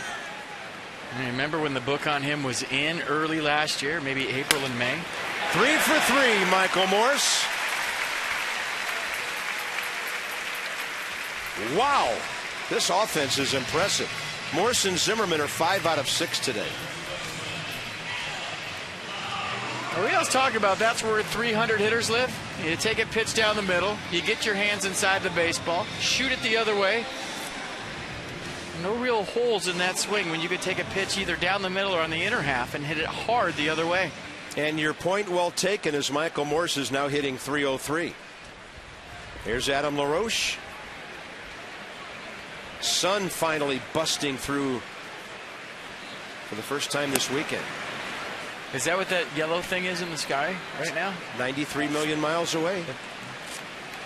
Sun? I wasn't sure it was still in the solar system until now.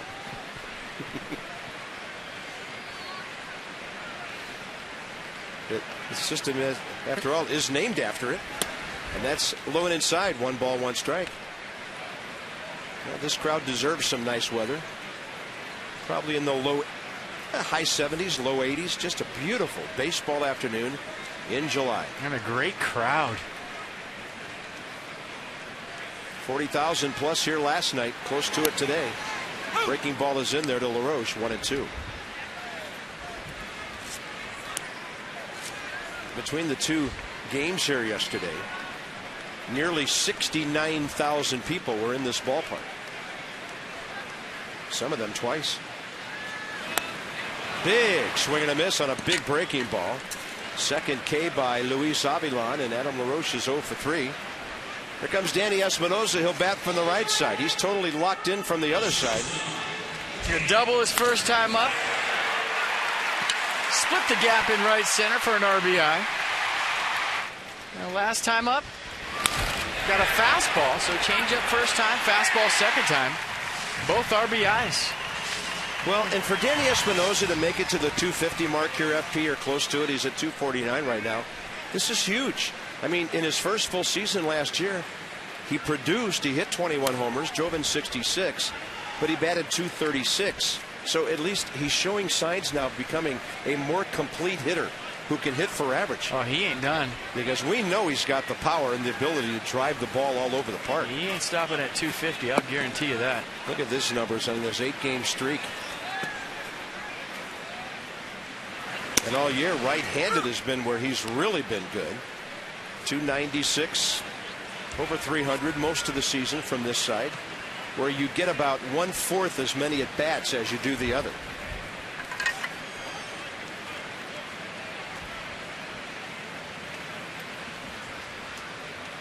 One count. Morse a short lead. Espinoza jacks another one. This ball is off the wall. Morse to third. Espinosa stand-up double. Maybe 3 or 4 feet from a home run of his own. And he's 3 for 3. Left-handed, right-handed, doesn't make a difference. 24th double of the year for Espinosa. And this was a knockdown 2-iron. You see the backspin right there. Great shot. You see the ball coming off the bat.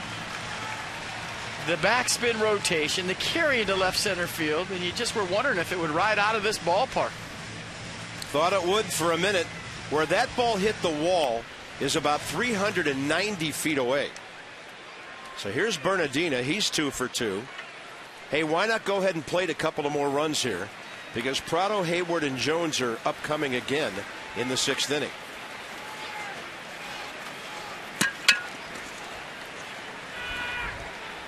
Bernardina takes that one. The tail's down and in for a ball.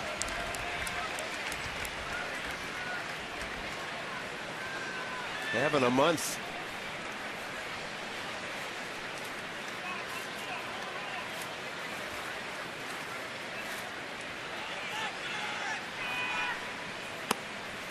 You know, he's seen it well when he lets those go, too. Now he's got the count in his favor, enhancing his chances of seeing a fastball over the plate. Now they might walk him. They will. They're going to walk a left-handed batter to get to a switch-hitting catcher. My, how times have changed for the Shark. Wow. Well, you had the line of the weekend last night when you said Shark Week arrives early. They're walking a left-handed batter to get to a right-handed hitting catcher. How about that? Freddie Gonzalez has seen enough. I mean, all the hits in the series from Bernardina. Hasn't cooled off a bit today. He said, I'm not going to see another ball hit that guy's barrel. Let's just put him on. And last time, Leon was worked over pretty well by Avilan, the second batter he faced. So I think Sandy can look for some off-speed stuff here. I don't know. A kid who's had 10 major league at-bats, I don't know if he's up there thinking, I'm just going to sit here and wait for an off-speed and do something with it. Because hitters love to be geared up for the fastball, but he didn't see any fastballs last time. I think he just looked for something up, out over the plate, regardless of the pitch. You're looking more location in this situation, trying to stay in the middle of the field. He does! There it goes!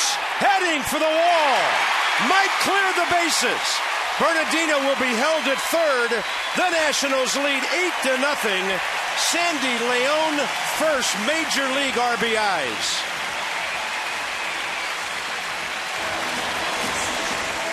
There has been some serious loud noises off the Nationals bats today. I mean, there hasn't been a cheapie in the bunch. Maybe the chopper off the plate from Bernardina, but other than that, he gets a pitch up, he gets a pitch out over the plate and drives it over the head of Prado in left field. That scores a couple. 8-0 Nationals. Still only one out. Detweiler with the infield in. He has a hit today. And he goes up hacking and slices it straight back. The Nats have 8 runs on 13 hits, and it's the bottom of the 5th inning. Never enough. Agreed.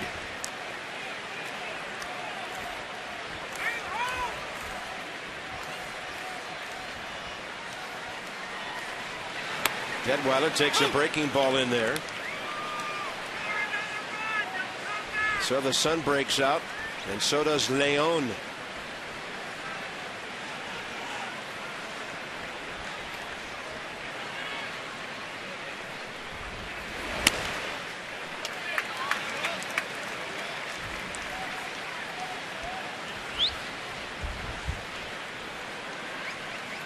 Nobody working in the Atlanta bullpen as Avilan takes one for the team here. Detweiler, did he go? No swing, says Tom Hallion. Ross started to swing, and then he had to get out of the way. He accomplished both in stopping and getting away from that one. That's not easy to do.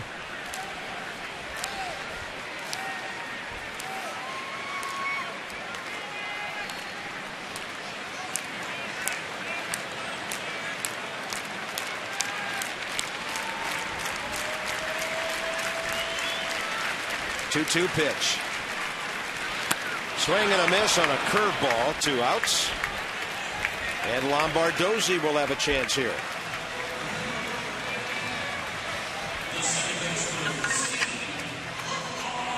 I think if you go back to Friday night, which none of us really want to do, you want to take a positive out of that. It's the rest of the year for the Nationals. No lead is safe enough, meaning there will never be complacency. Not that there was the other night. There's a million things that went wild for that game and the Braves to get back into it. But I think the positive you take out of that is you add on every chance you get the rest of the season, no matter who you're playing, no matter what the game is. If you're up 4, be up 6. You're up 6, be up 8. You're up 8, be up 10. Never sit on a lead again, and that's what you take out of that game. You look at the negative, you say, well, it was a crushing loss and it's going to affect them. No, you take the positive out of that and say, hey, we get a lead again. Let's keep on adding on. And you remember that feeling, and you never let it happen to you again. You do everything you can in your power not to let it happen again. 2 balls, no strikes to the 7th man to bat in this 5th inning. Lombardozzi, right center. Hayward is there. So the Nats put 2 more on the board. Sandy Leon joins the Major League RBI club with 2.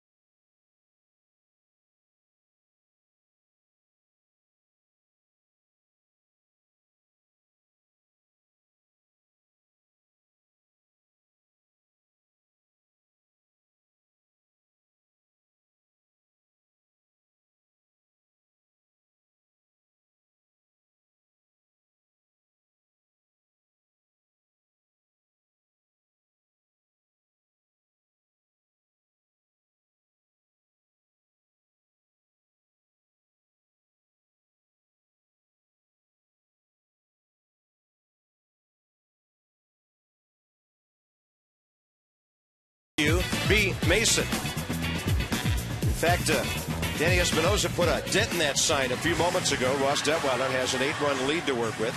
The Nats on top 8-0, 13 hits to 5. Coming out of that game on Friday night, everybody wondered, how's the ball club going to react? Well, then you get shut out the next day. Last night, a big bounce back. So I think what's happening here in this turnaround, the rebound, as you called it, tells you a lot about this bunch.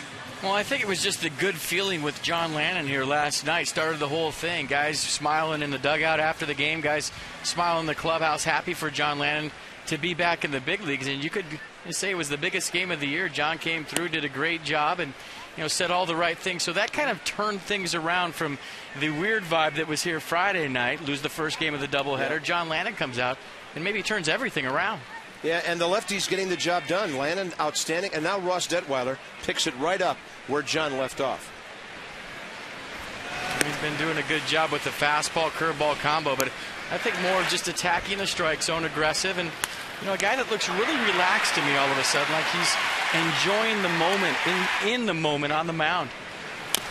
We see lots of smiles from him lately. He's done a good job offensively as well, but maybe you get a second chance at that rotation and you actually enjoy doing what you're doing a little bit more, and it all starts with being aggressive with the fastball and throwing strike one.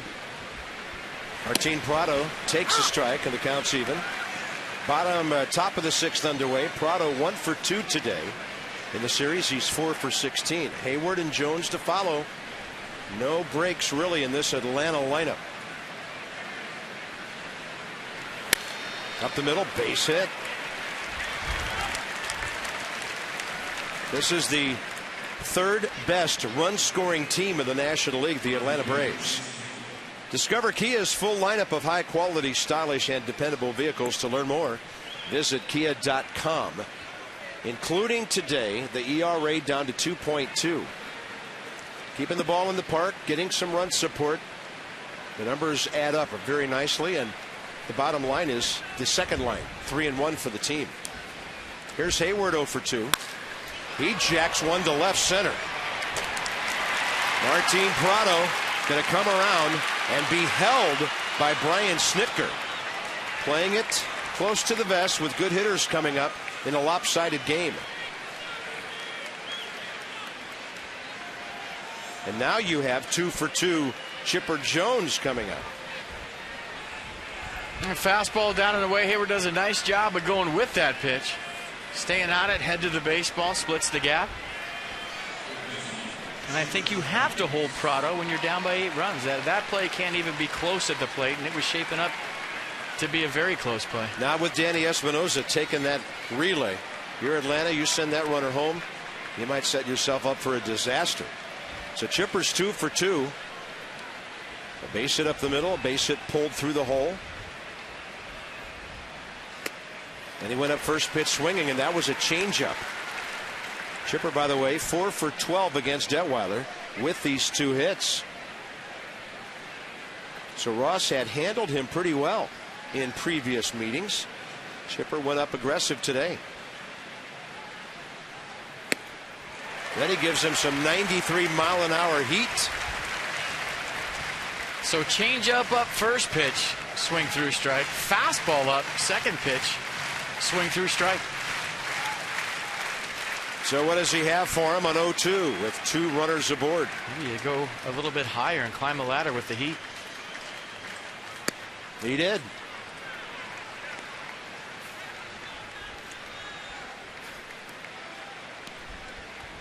Remember 82% fastball earlier? It's only gone up. It was 92 earlier.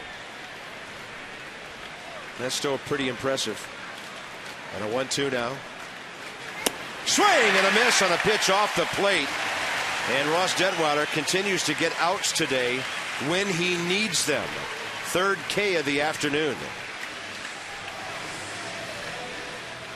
He stayed up in the zone to Chipper.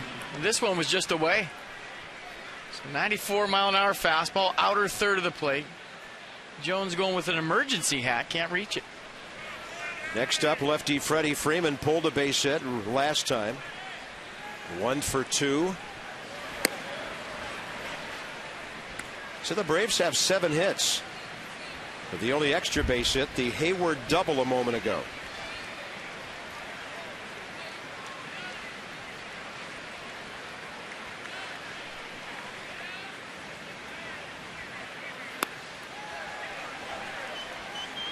So 2 lefties here, Freeman and McCann. Always getting a little restless down the Nationals bullpen. 4 guys, 5 guys stretching down there, waiting for that phone to ring. Ross Detweiler's gone 6 innings 6 times this year, 7 innings once, and that was against the Mets Tuesday night. Anthony Varvaro is up again. Pitched last night for Atlanta.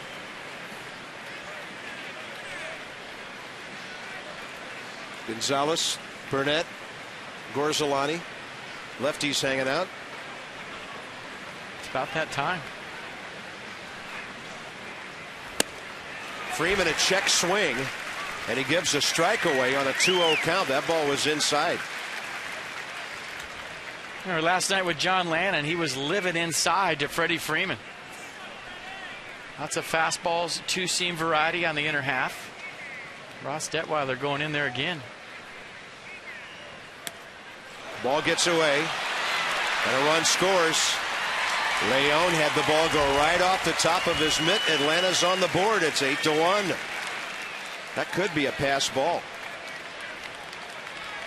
I have seen that play this year maybe more than I have my entire career combined. Pitch was pretty far up there. We'll see how they rule it.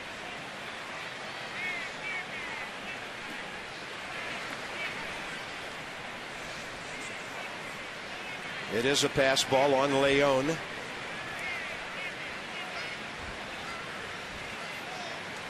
And a 3-1 pitch here. Don't want to walk him ahead of McCann. And he throws it right by him. So Hayward at third base, 1 out. Hey, right now it's all about getting outs. If it's a ground ball or a fly ball that drives in a run, that's fine. Clear the bases, get the out.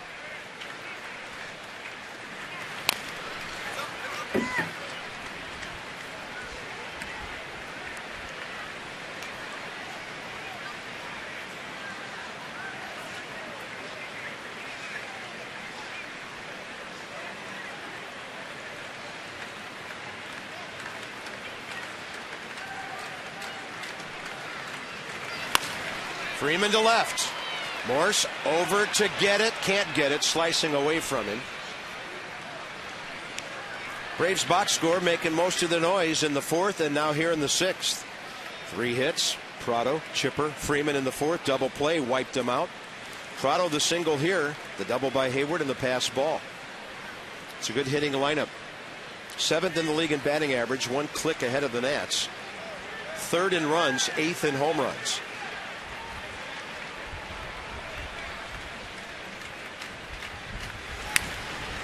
Freeman, he's not up here to take a walk, is he? He's getting a steady diet of heaters on the inner half of the plate. That one might have been ball 4, but he couldn't wait around to find out. Fouled it off. Craig Stammen now working.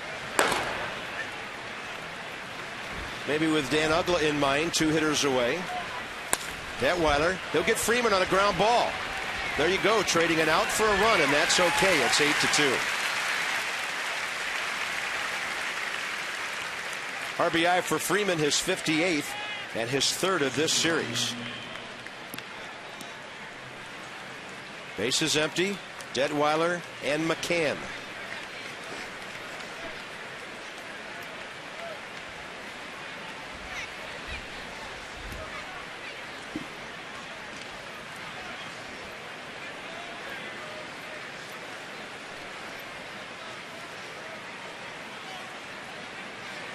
Dodgers have opened up a 3-1 lead at New York with a run in the 6th. Marlins still trailing. Jeff Karstens and the Pirates 1-0. 7th inning at PNC Park. And we told you earlier how great the Bucks have been in their division this year and at home, and they're leading Miami of the East. Phillies picked up a run in the 7th. They lead the Giants in Philly. Top of the 8th, 3-2. Detweiler misses to McCann. 2 balls, no strikes.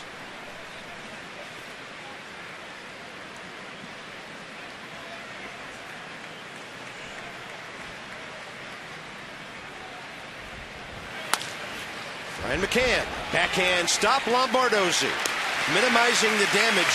That's what it's all about when you've got a big lead. One of those runs unearned because of the pass ball.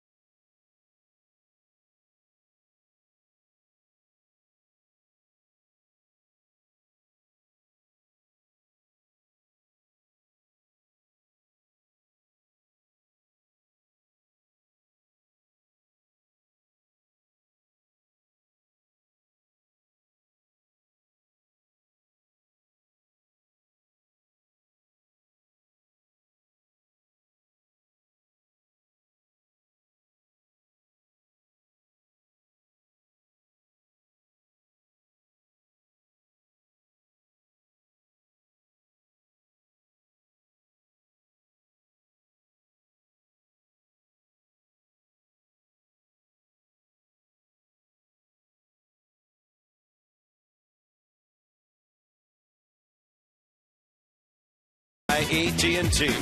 the nation's largest 4G network. AT&T, rethink possible. And by the Hyundai Fuel Efficiency Drive sales event.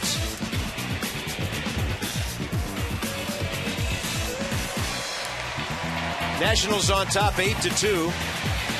Well, they gift wrapped one of those runs for the Braves, made them earn the other. So we go bottom 6, and Ryan Perry, Major League time earlier with the Nats at AA Harrisburg. 1-on-1 as a starter. Nobody hitting him. Look at the ERA. And getting it done for solutions that help you achieve your financial goals. PNC Bank, for the achiever in you. Anthony Barbaro takes over now for the Braves. This guy can throw. He's got a good arm, and he'll face Harper, Zimmerman, and Morse. We'll find out how good he is.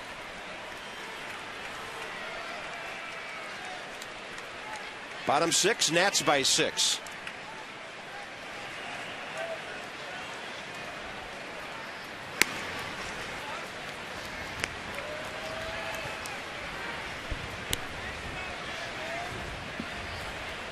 Bryce Harper 0 for 3, having a 1 for 10 weekend.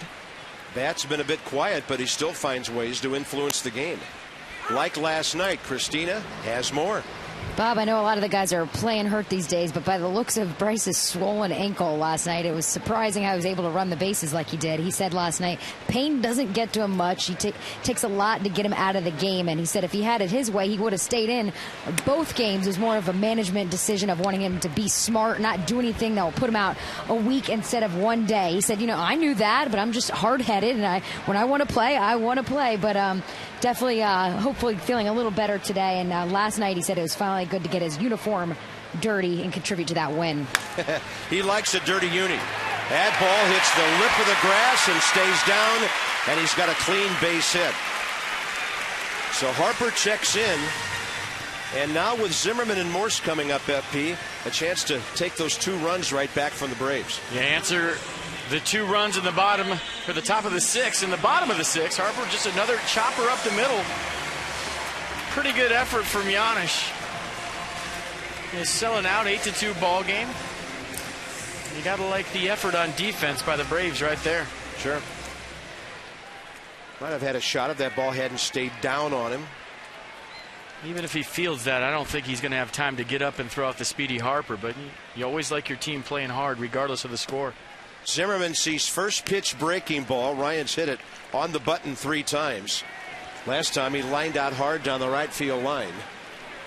So hitting .390 his last 100 ABs.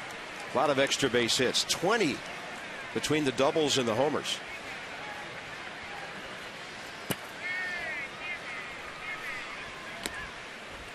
And that's the curveball from Barbaro. Fastball, curveball change. Fastball's a good one. Live arm, mid-90s. Curveball, a hard 12-6 downer, 80 miles an hour. He'll throw the changeup on occasion, mostly the lefties.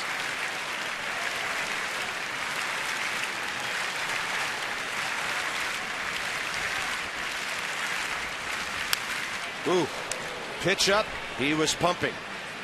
Where do you start in the next box today? How about the middle of the order? Number 3 guy, 2 for 3, couple of homers. Morse in the cleanup spot, 3 hits.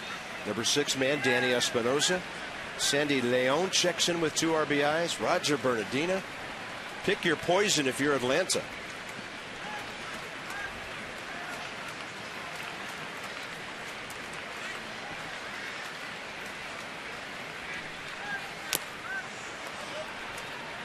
Counts even, 2 balls, 2 strikes.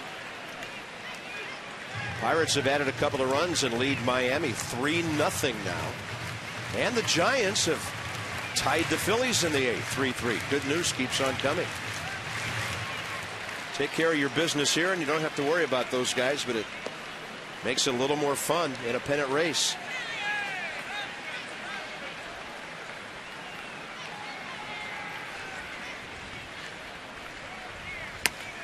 That ball up and in. 80 on the changeup. Don't hang that over the plate, buddy. Every once in a while as a hitter, you get in that 2 or 3 week groove. You hope you can ride the wave a little longer when you're just so relaxed at the plate and the game is moving at such a slow speed. Every decision you make is right. You see the ball so quickly out of the pitcher's hand. You call it being in the zone. Zimmerman hits it hard. Right side, Ugla can't get a handle. And Zimmerman safe at first. 2 on, nobody out. I think you can score that a hit. Dan Ugla had to go a long way for that baseball to his left. He would have had to spin around and make a perfect throw to get Ryan. We'll see how they score it. But you can just kind of see with Ryan right now, the body language, the confidence, how relaxed he is at the plate. And I'm not just talking about the results. I'm talking about the approach at the plate. He is in the zone. It's just, as a player, you're worry-free. You're not thinking about anything. You're not thinking about results or getting hits. You're just seeing the ball, hitting the ball. You're playing the game at the simplest level. And if you could bottle it and sell it, you'd be a billionaire. But it only happens for about a month a season. Some guys longer, some guys shorter. But it's the greatest feeling in the world. Hard to explain. They've given Zimmerman a hit. 2 on, nobody out for hot Michael Morse. Takes a breaking ball in there. Michael, base hit up the middle, double right center, base hit right field, using the ballpark again like he did last year. And really, once he got hot about 3 weeks ago, he hasn't stopped using the entire park. Well, he uses the ballpark to right. He abuses the ballpark to left. You saw that one off the red porch. That was abuse. That was ballpark abuse.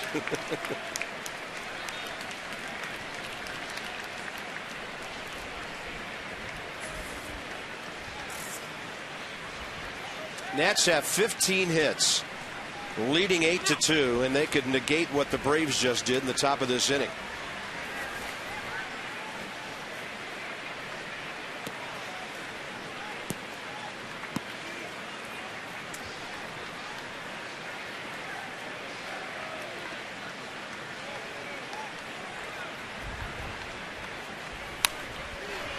Morse got jammed with a fastball, fought it off, and the count's 1-2.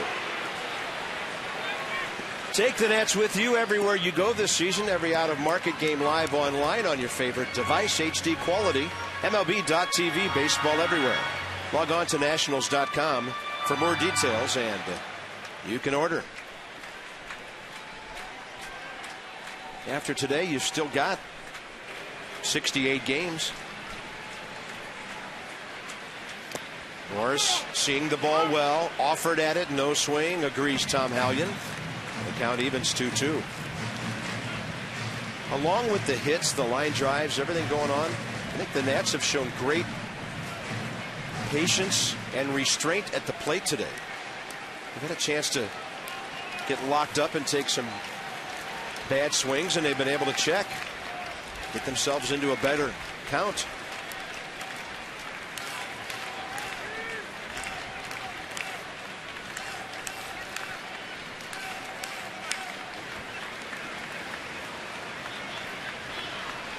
And a 2-2 pitch. Low and outside. The count is full. Harper very fast at third. Zimmerman a good base runner at first. Is Davey Johnson feeling frisky enough to start these runners with nobody out? Well, the rule of thumb is, and I've seen managers do it, that you don't start them with nobody out because a line drive turns into a triple play.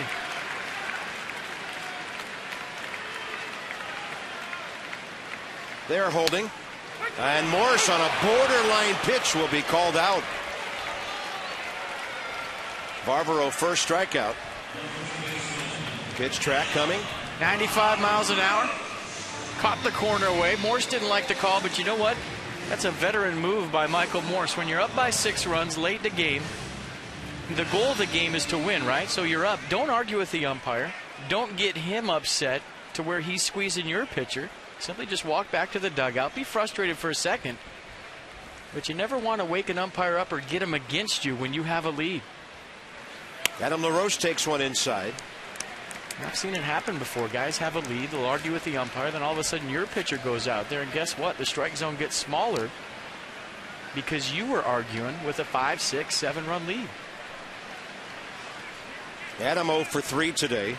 Time for him to contribute. We'll see. 2 for 16 in the series.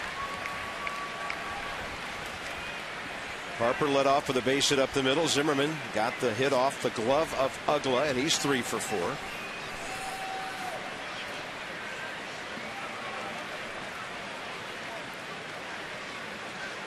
Red hot hitter on deck. And a 1-1 pitch. LaRoche base hit. Harper around third. Bo Porter's going to send him. Hayward's throw off to the side, and Bryce is out.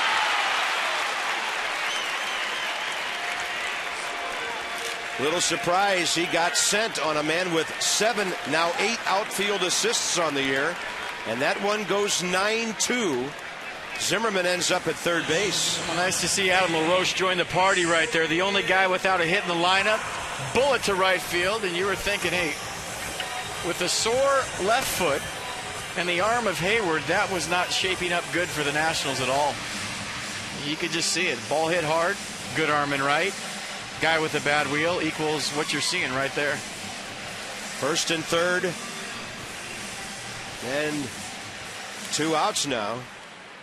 So it'll be up to Danny Espinosa. That ball got to Hayward in a hurry. He's in the top 3 in the league in outfield assists. That's the second time he's thrown a Nat out this year.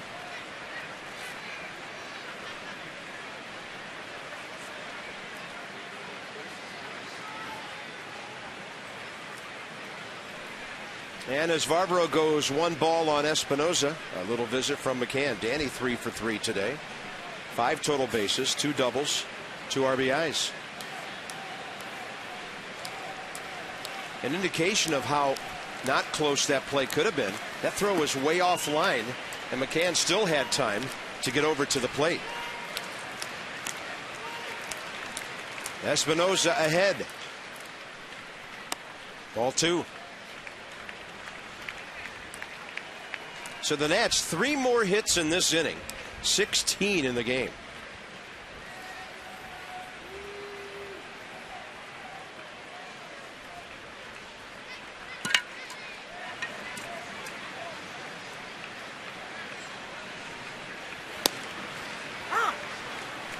Generous strike call, 2-1. Zimmerman now at third. LaRoche stopping at first.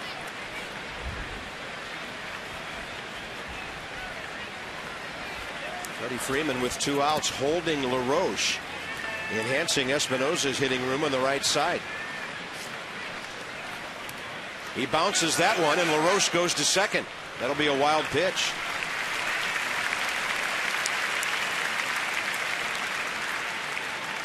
And because of the hot bat of Roger Bernardina, Danny Espinosa may see something to hit right here. First base open, 2 outs, 3-1 count.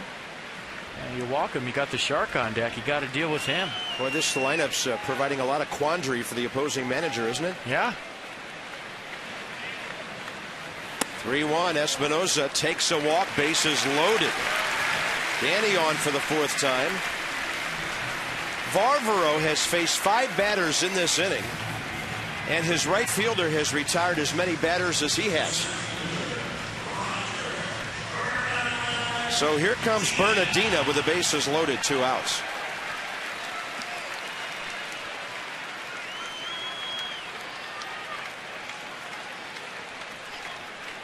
Two for 2, intentionally walked. Right down the middle.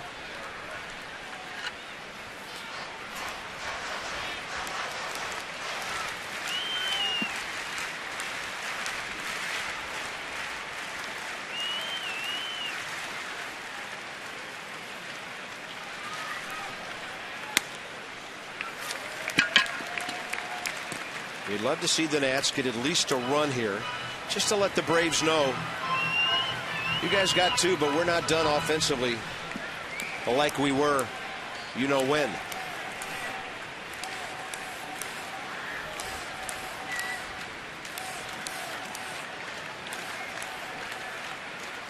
Target in. Bernardina had a pretty good rip.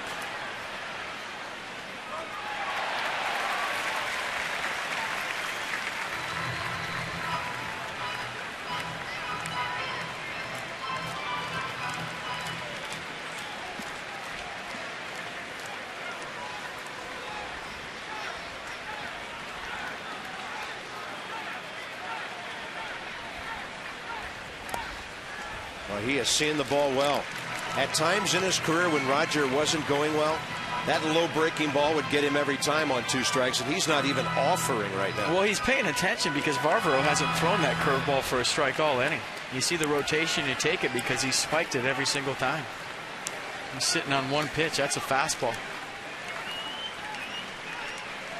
2-2 now. He doesn't want to go to 3-2. Bernardina up the middle, off the pitcher. He's going to beat it out. The Nats score a run. It's 9-2. That was just a nibble from the Shark, an infield single. I mean, everything he's doing is right now. Whether, the ball leaves the infield, stays in the infield. I think the second infield single today for Roger, and he'll take it. And that ball was hit hard right back at Varvaro. A little ricochet piece to Paul Janisch at shortstop, and because of the speed of Bernardina once again, and a good jump by Danny Espinoza on first base, the only play was to first base. 9-2 Nationals. Here's Sandy Leon, batting right-handed. First Major League RBIs last time, a double over the head of the left fielder Prado. 4 more hits in this inning. Roger Bernardina goes to 8 for 12 in this series. It's hard to go 8 for 12 in a softball tournament. 2-0, and Leon now has the count big time in his favor with the bases loaded. Stay hot.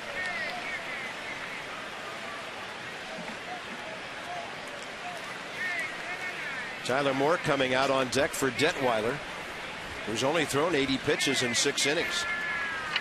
If an out's made here, I wonder if Ross might stay in. We'll see. Leon flying one to the gap in right center. It'll be run down by Michael Bourne. So the Nats lose a runner at the plate, but they get another run and lead by 7 into the 7th.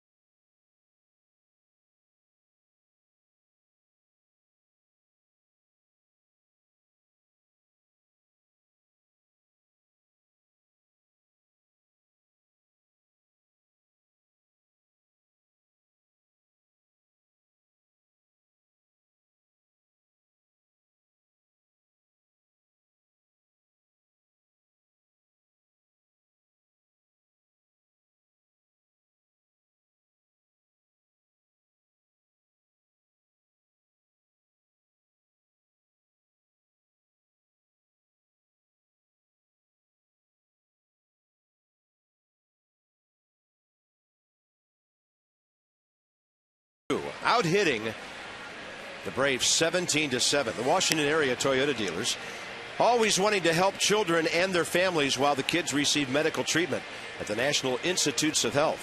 So they're making a donation to the Children's Inn at NIH of $37 for every strikeout by a Nats pitcher this season.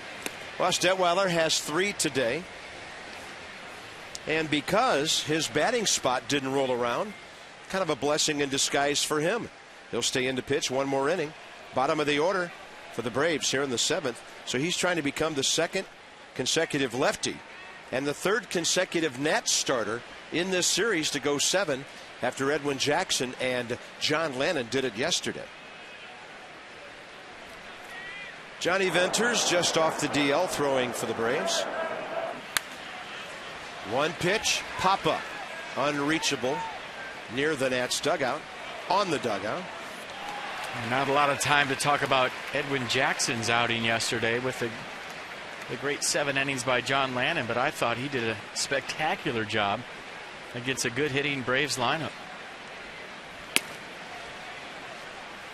Yeah, he only gave up 1 of the 4 runs they scored yesterday. The Nats had to pinch hit for him when they were behind. Ugla skies one way high, way out of here, way foul. 1 ball and 2 strikes here. First batter in the 7th. No way.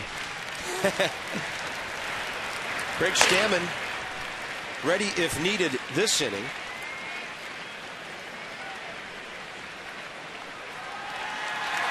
And Detweiler bounces one to Ugla, who's 0 for 2 today and 3 for 12 in the series. The shortstop Paul Janisch is on deck. And then the Braves with Venters warming up will be hitting for Varvaro. Ross has done a good job against Dan Ugla.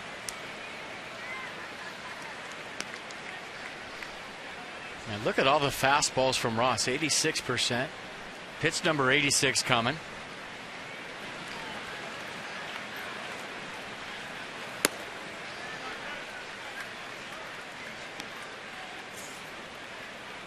We've talked about it with Ugla all series long. He's looking for something middle in, sitting on that backside, kind of spinning in pull mode. If you can get something in the outer half, you have a chance.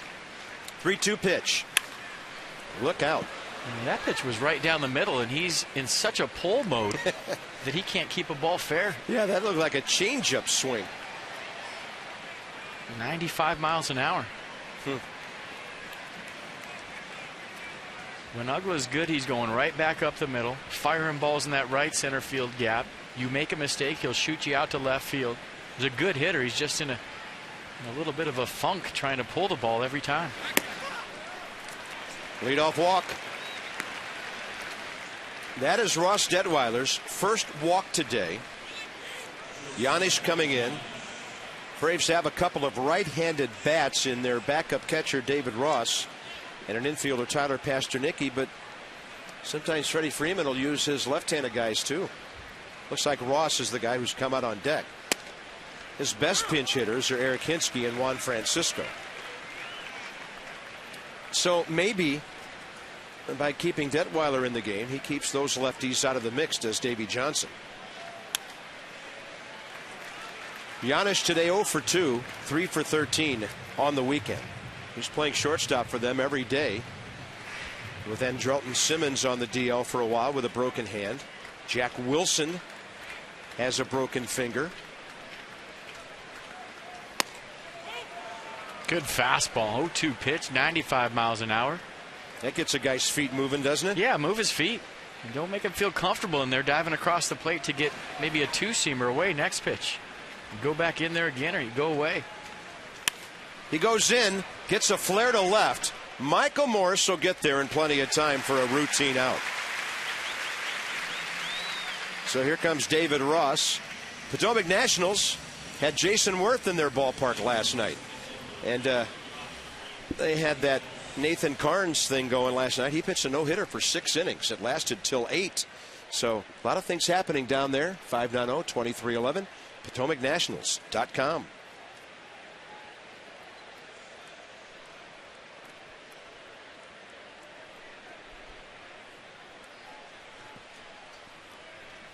David Ross, always a good offensive catcher, 1 for 5 as a pinch hitter this year. And he bats for Varvaro and pops it up right field. It's a sun field right now. Bryce Harper battling it. Hey, he's from Vegas, no problem.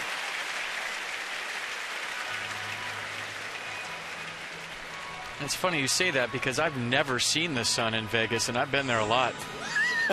Maybe you should get outdoors more. Doesn't a casino at least have a skylight somewhere out there? You see him shading the sun, that's exactly what you do. Got the sunglasses where they're supposed to be on, first of all, and then you put the glove right into the sun. Top of the order, Michael Bourne, who's 0 for 3 today, and that's a major step towards stopping this Atlanta offense.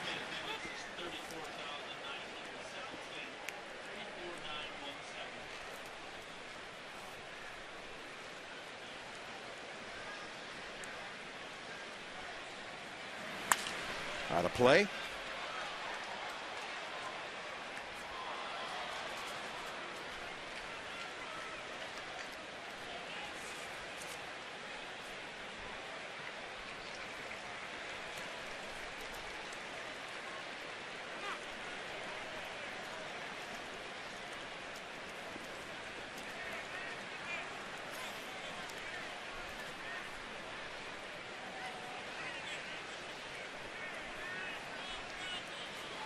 One ball, one strike. By the way, another great crowd today. 34,917 and a four-game total of 137,937. So the Nats in the series draw nearly 35,000 per game. Hats off to you Nats fans who were here Friday and yesterday. Tough conditions. One ball, two strikes. The Nats and the Masson booth, thank you very much. Like I said, man, it's the place to be right now. First place ball club. You never know what you're going to miss. Why wouldn't you want to come out to the yard? 2-2 pitch. Born a bouncer. Lombardozzi, and how about Ross Detweiler today? Walking him off in great fashion, following in the footsteps of Edwin Jackson, John Lannon, 7 innings each.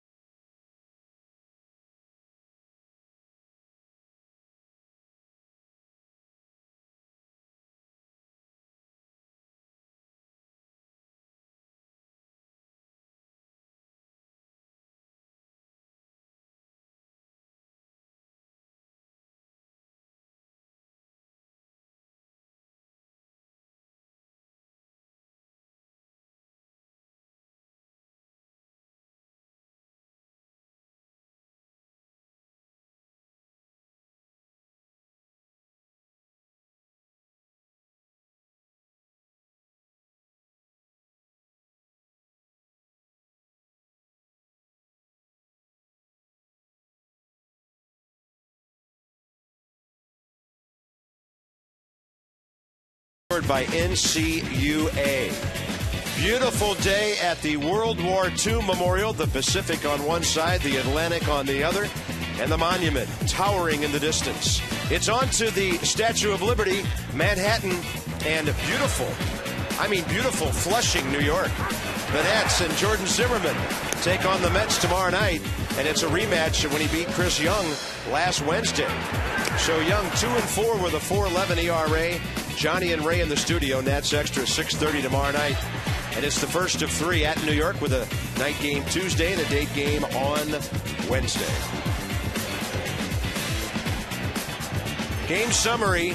Yeah, the hitting's huge today. Ryan Zimmerman 3 for 4, a couple of homers. Danny Espinosa, Michael Morse on fire, giving Ross Detweiler all the run support and more that he needed today. Let's check out the rookie Sandy Leon, his first Major League RBIs. Freddie Gonzalez walked Roger Bernardino to get to Leon. First pitch fastball and over the plate. Sends it over the head of Prado. And there are his first 2 Major League RBIs. Nice piece of hit and got a ball up and drove it. Johnny Venters gets the call for the Braves. And you and I have talked about him on the air and off. He and Craig Kimbrell really struggled in September last year. And Venters' velocity never has recovered from what he was doing last season. And look at the averages against. And if you remember last year, I don't know exactly what they were, but I know they were in the low 100s. This year in the 300s, and Venters just activated off the disabled list. 176 last year. with some elbow fatigue. So back in the saddle, Johnny Venters. Brian McCann the rest of the day off, and David Ross stays in to catch. So the pitcher for the Braves is now batting 6th. And Venters, a 3-pitch guy, fastball, slider, change, mostly fastball, slider. And last year his 2-seam fastball was around 97, 98, and it had split action to it, almost looked like a changeup, but it was 97, and the slider was unhittable. Tyler Moore bats for Ross Detweiler here, who goes 7 outstanding innings, gives up 1 earned run. And he gave up 7 hits, but he was able to scatter them, and the double play ball back in the 4th inning was huge. That game still could have turned at that time, one way or the other. And Tyler Moore done very quickly to lead off bottom 7. And a pretty good slider right here from Venters, 86 miles an hour, down and into Moore.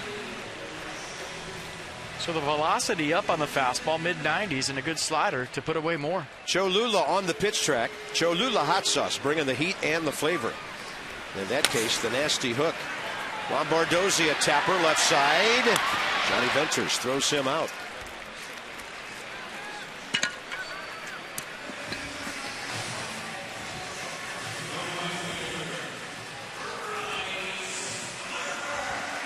That'll bring in Bryce Harper with 2 outs.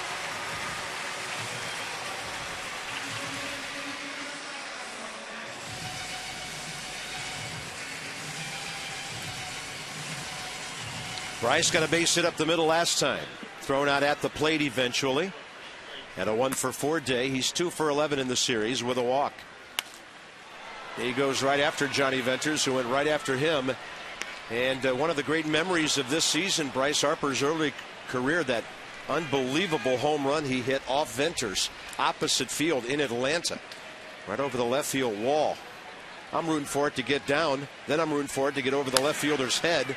Then I'm blinking my eyes in amazement, and that's an errant throw, and Harper is safe as that ball went over the left field wall, and now his speed puts pressure on the Braves.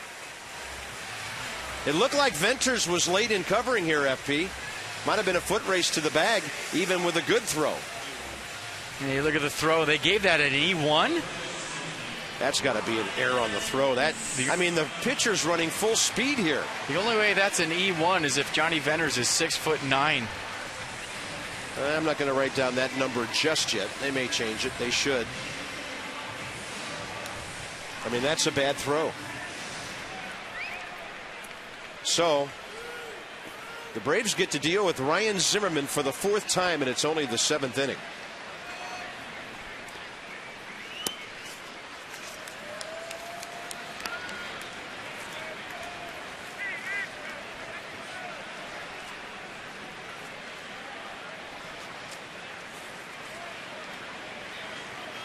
Zimmerman 2 for 9 career against Venters. And Ryan was fooled on that one.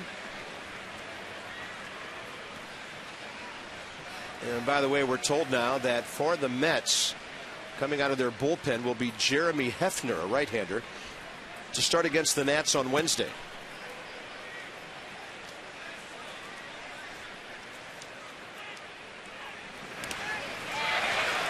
Another ball gets away, and things are getting a little ragged for the Braves here.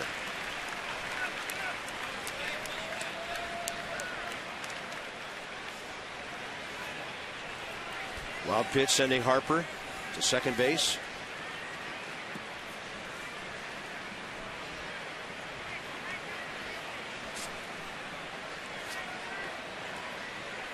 And Freddie Gonzalez has that look right now, like, what in the world is going on? His team was on top of the world 24 hours ago. About to pressure the Nats at the top of the East. Ugla takes his sweet time with that one, and Zimmerman's out. The Nats strand their 9th runner of the day, but it's on to the 8th in a 9-2 lead.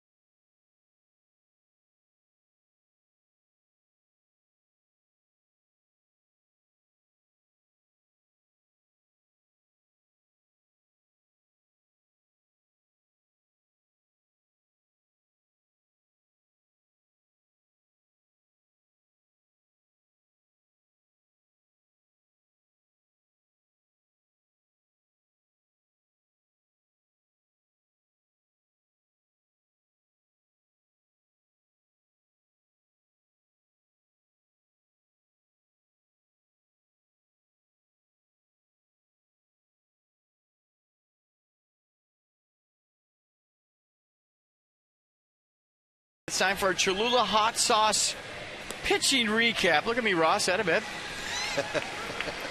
What a day for Ross Detweiler. Show the strikeout to Giannis, 94 miles an hour with some heat. Strikeout of Chipper Jones, 94 miles an hour, some more heat. So Ross Detweiler all day long, bringing the fastball, bringing the heat, and bringing the flavor. So Craig Stammen takes over, top of the 8th inning. 7-run lead, 6 outs to get. Brian McCann's out of the ball game, but the Nats will be looking at Prado, Hayward, and Chipper Jones here in the 8th. Well, this would be wonderful to take care of business here. Have Zimmerman, Gonzalez, and Strasburg going at New York, and then the Braves go down for a tussle in Miami with the Marlins. Everybody playing each other, beating each other up. Strike one to Martin Prado, who's had 3 good at-bats today. A line out to right, and then a pair of base hits up the middle against Detweiler. 113 hits for Martin Prado this year. He's in the top 6 in the league. Michael Bourne, of course, ahead of him, 121, but the Nats have put the 0 for 4 collar on him today. Home road, neutral court, this guy can hit. On the appeal, the Nats get a call from Tom Hallion, strike 2. Sandy Leon popped up and appealed it. And check it out. Did he go? That's pretty far. So you got it right.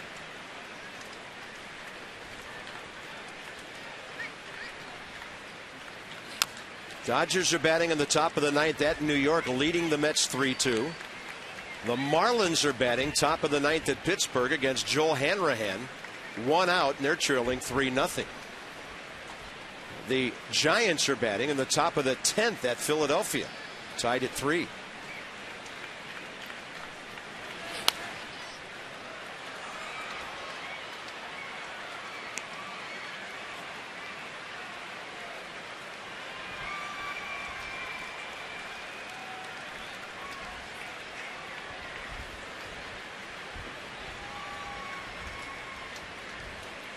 Martin Prado in this series, 5 out of 17. Had him reaching, little pop fly. LaRoche long way, can't get there. It's a couple of times that Prado's reached across the plate and spoiled some nice pitches from Stammen, but he's diving out there. You throw that 2-seam fastball back on the inner half, you might have a chance right here. And he's done that to stay aligned long enough to get a couple of hits today.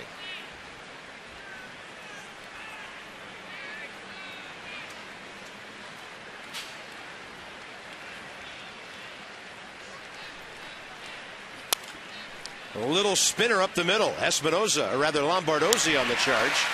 That ball was spinning sideways on him, and Steve did a really fine job. Now that out countdown is down to 5. You remember against the Mets, Daniel Murphy made a couple of plays close on ground balls to Lombardozzi. Andres Torres from the right side beat a ball out. And you see the adjustments that Steve has made the last couple of days, really coming hard to get the baseball, not sitting back so that there's no close plays at first anymore. You cut down the distance, you field the ball quicker, you got a chance. But there was a couple of plays there, one from Murphy, I remember, and then Andres Torres beat one out. I bet you Steve Sr. had an opinion on those plays. And Jason Hayward reaches out for his second base hit. How do you make the play quicker at second base? You cut down the distance. You come get the baseball. You be aggressive and charge it. You sit back on that, it's going to be close, but you come and get it, it's an easy out. You know, I remember, and this is regarding outfielders, because it's kind of the same thing. I had a conversation many years ago with Andy Van Slyke, who had a plus arm, but not the best arm. He told me, he said to me one day, I think people think I'm a great center fielder, maybe better than I really am, because I charge the ball really hard.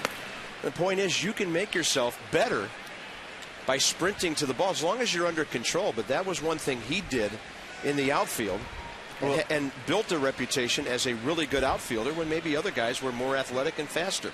If you get the ball as an outfielder, the third base coach has to stop the runner, so the quicker you get to the baseball, it doesn't really matter what kind of arm you have unless it's just an awful arm. But you have the ball in your glove. Most third base coaches will stop the runner.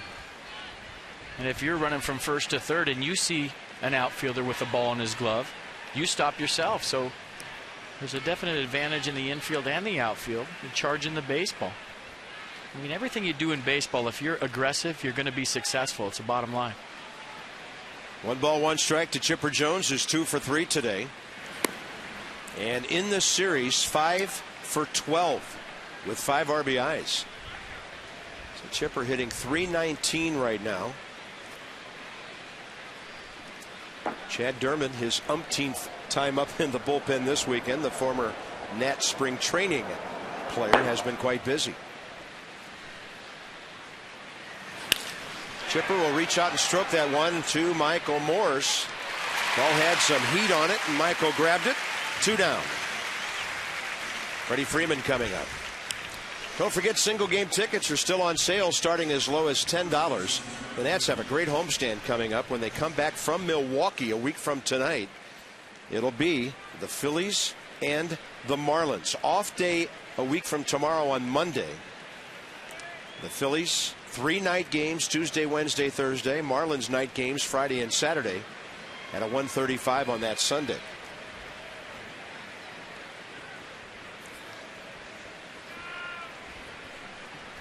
Freddie Freeman 1 for 3 with a base hit and an RBI grounder, and that one's high and tight.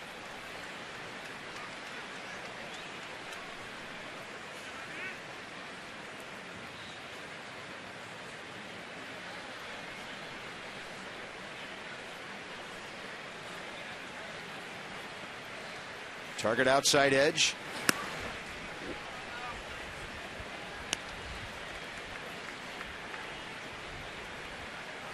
Pirates have shut out the Marlins 3-0. Eric Kinski is on deck next because that's where the pitcher's spot is. Jeff Karstens beat Anibal Sanchez, and Joel Hanrahan, the former Nat, got his 28th save in that game.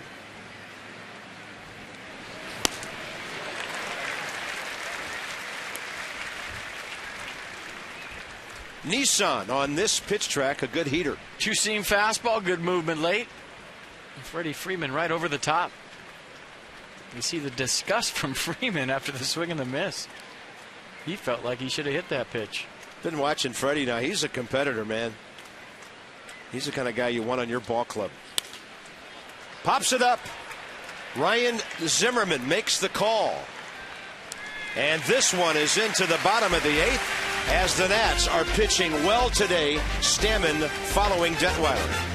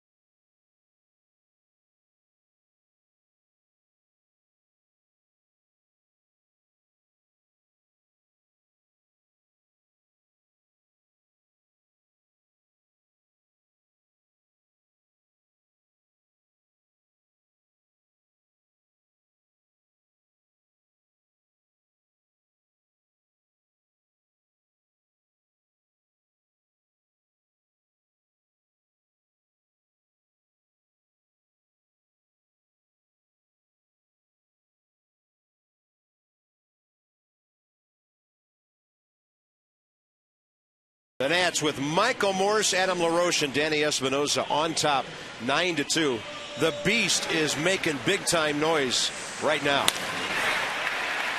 And a base hit his first time up. Double in the gap his second time up.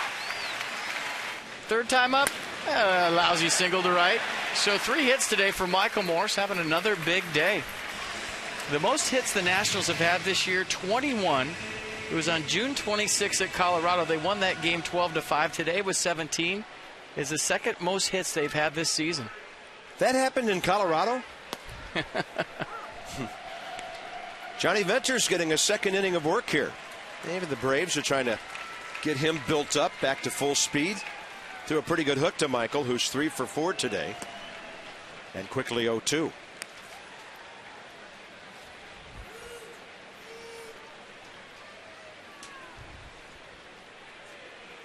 .357, last 27. Johnny Venders takes a little bit off. His second strikeout. Mid-Atlantic Sports Report back tomorrow at 5 to 6:30. Amber Theo-Harris will have a look at the tight NL East division race. Tom Davis, Mel Anton, and Dave Johnson and Phil Wood. All the latest Nats news and notes as they begin their road trip against the Mets. We'll join you at 7 o'clock from the booth tomorrow night after Johnny and Ray Nats Extra.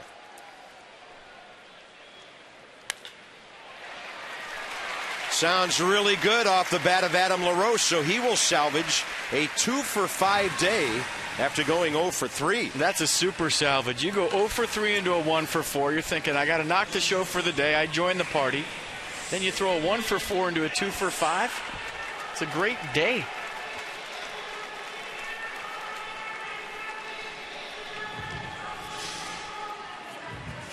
They might make it to 20 hits today. Danny Espinosa's 3 for 3 with a walk, 2 doubles, 2 runs, 2 RBIs, 8-game hitting streak, and 9 of his last 11. Little tapper, Ugla, Yanish, and no way to get Danny for 2. 4-6 on the fielder's choice.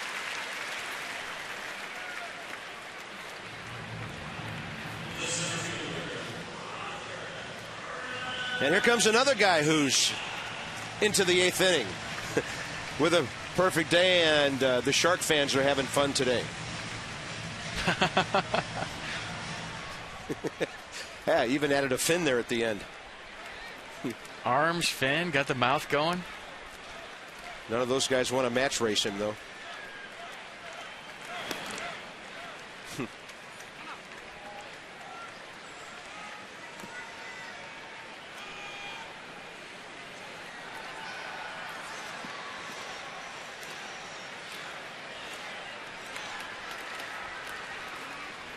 On 1-0, Johnny Venters delivers, and Roger fouls it over by the dugout. Looks like the 9th inning is Craig Stammen's as well. No activity in the bullpen. Wow, the Nats could get through a doubleheader yesterday and this one today and have a pretty fresh bullpen heading for New York. A tribute to Edwin Jackson, John Lannon, and Ross Detweiler. A pretty fresh bullpen, and you have Zimmerman, Gonzalez, and Strasburg lined up for the Mets.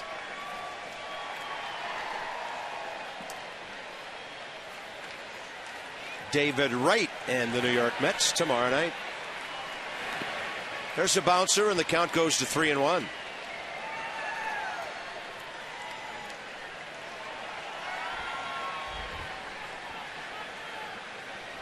Another nice day for Sandy Leon. 1 for 4, 2-run double. Big hit. First major league RBIs. Yeah, that took a 6-0 game, made it 8-0. And a bouncer, well stabbed by Freeman, and he's going to play to the shortstop.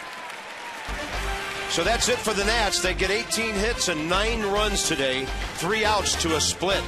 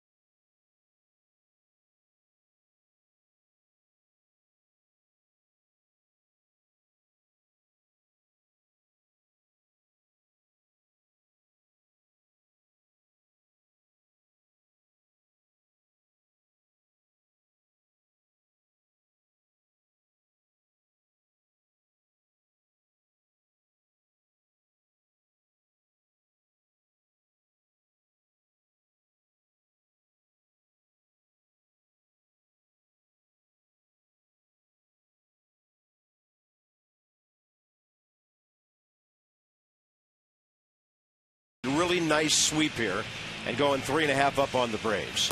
So, for the 4th time this weekend, this copyrighted telecast presented by authority of the Washington Nationals and may not be reproduced or retransmitted in any form, and the accounts and descriptions of this game may not be disseminated without the express written consent of the Washington Nationals. Craig Stammen trying to get the final 3 outs.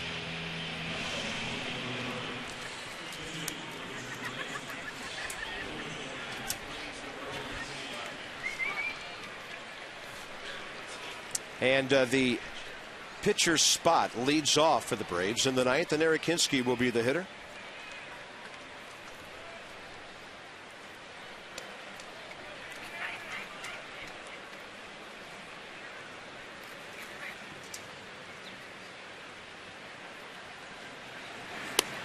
Craig Stammen doing what he does best, delivering strike 1. We talked about it in the open for the second game yesterday, the doubleheader. It would be a good test for this team to see how tough they were after having that loss on Friday, losing the first game of the doubleheader on Saturday. And if you're going to play pennant race baseball, you're going to have some tough losses. And how would they bounce back? There were 3 big outs to get here in this baseball game for a split. But with John Lannon pitching that gem last night and swinging the bats today, 9 runs on 18 hits, I think they've answered that question. Not that we really needed to know the answer to that question. We've seen them battle back and be very resilient all season long.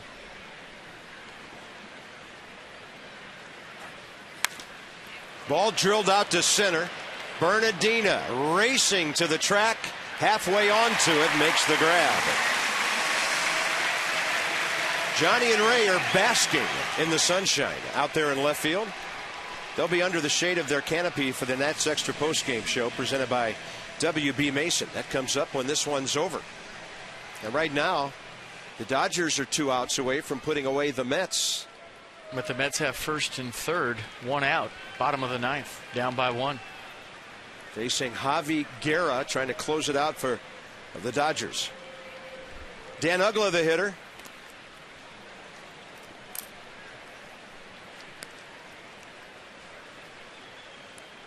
Nats have held him in check today, 0 for 2 with a walk. Uggla in the series, 3 for 12.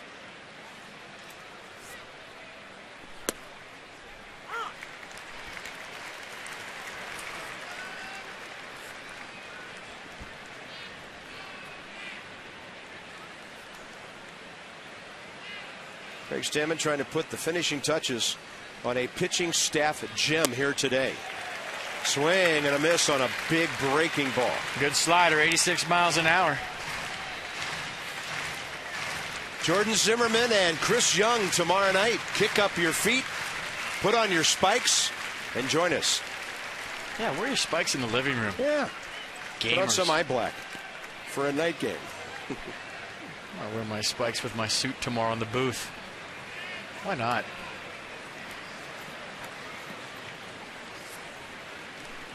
I don't know. That booth's small up there. You could spike me several times during that series. Perfect. It's not as large and luxurious as what we have here. 2 balls and 2 strikes to Uggla.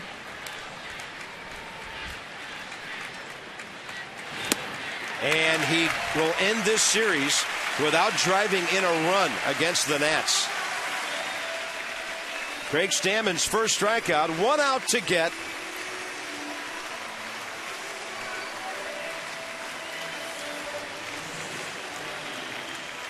And a weekend that looked so dark and dreary just a day ago is now bright and shiny. Paul Janisch is 0 for 3. Stammen gets a strike on a foul ball.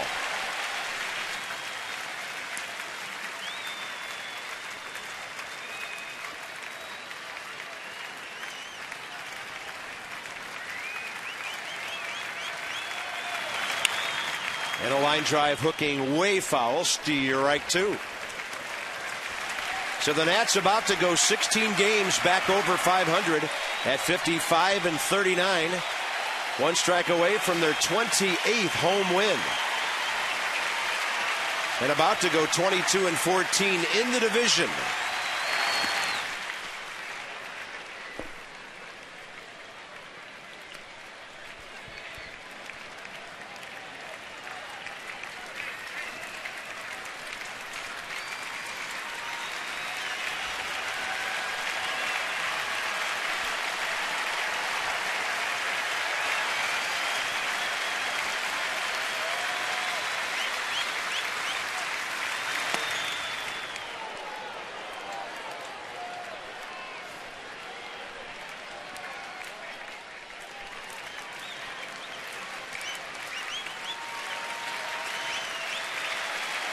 Two-two pitch.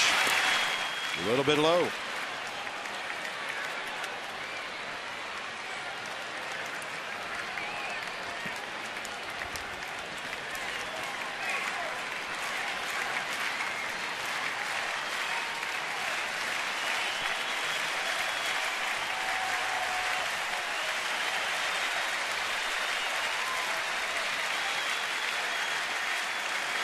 And the 3-2 is a swing and a miss. The Nationals with a great rebound weekend, earning the split against the Braves. Nats started this weekend 3.5 games up. Nats end this weekend 3.5 games up. And you can lop a couple of days off the calendar. First place Nationals playing like it last night and today. Zimmerman blasting away against Atlanta pitching.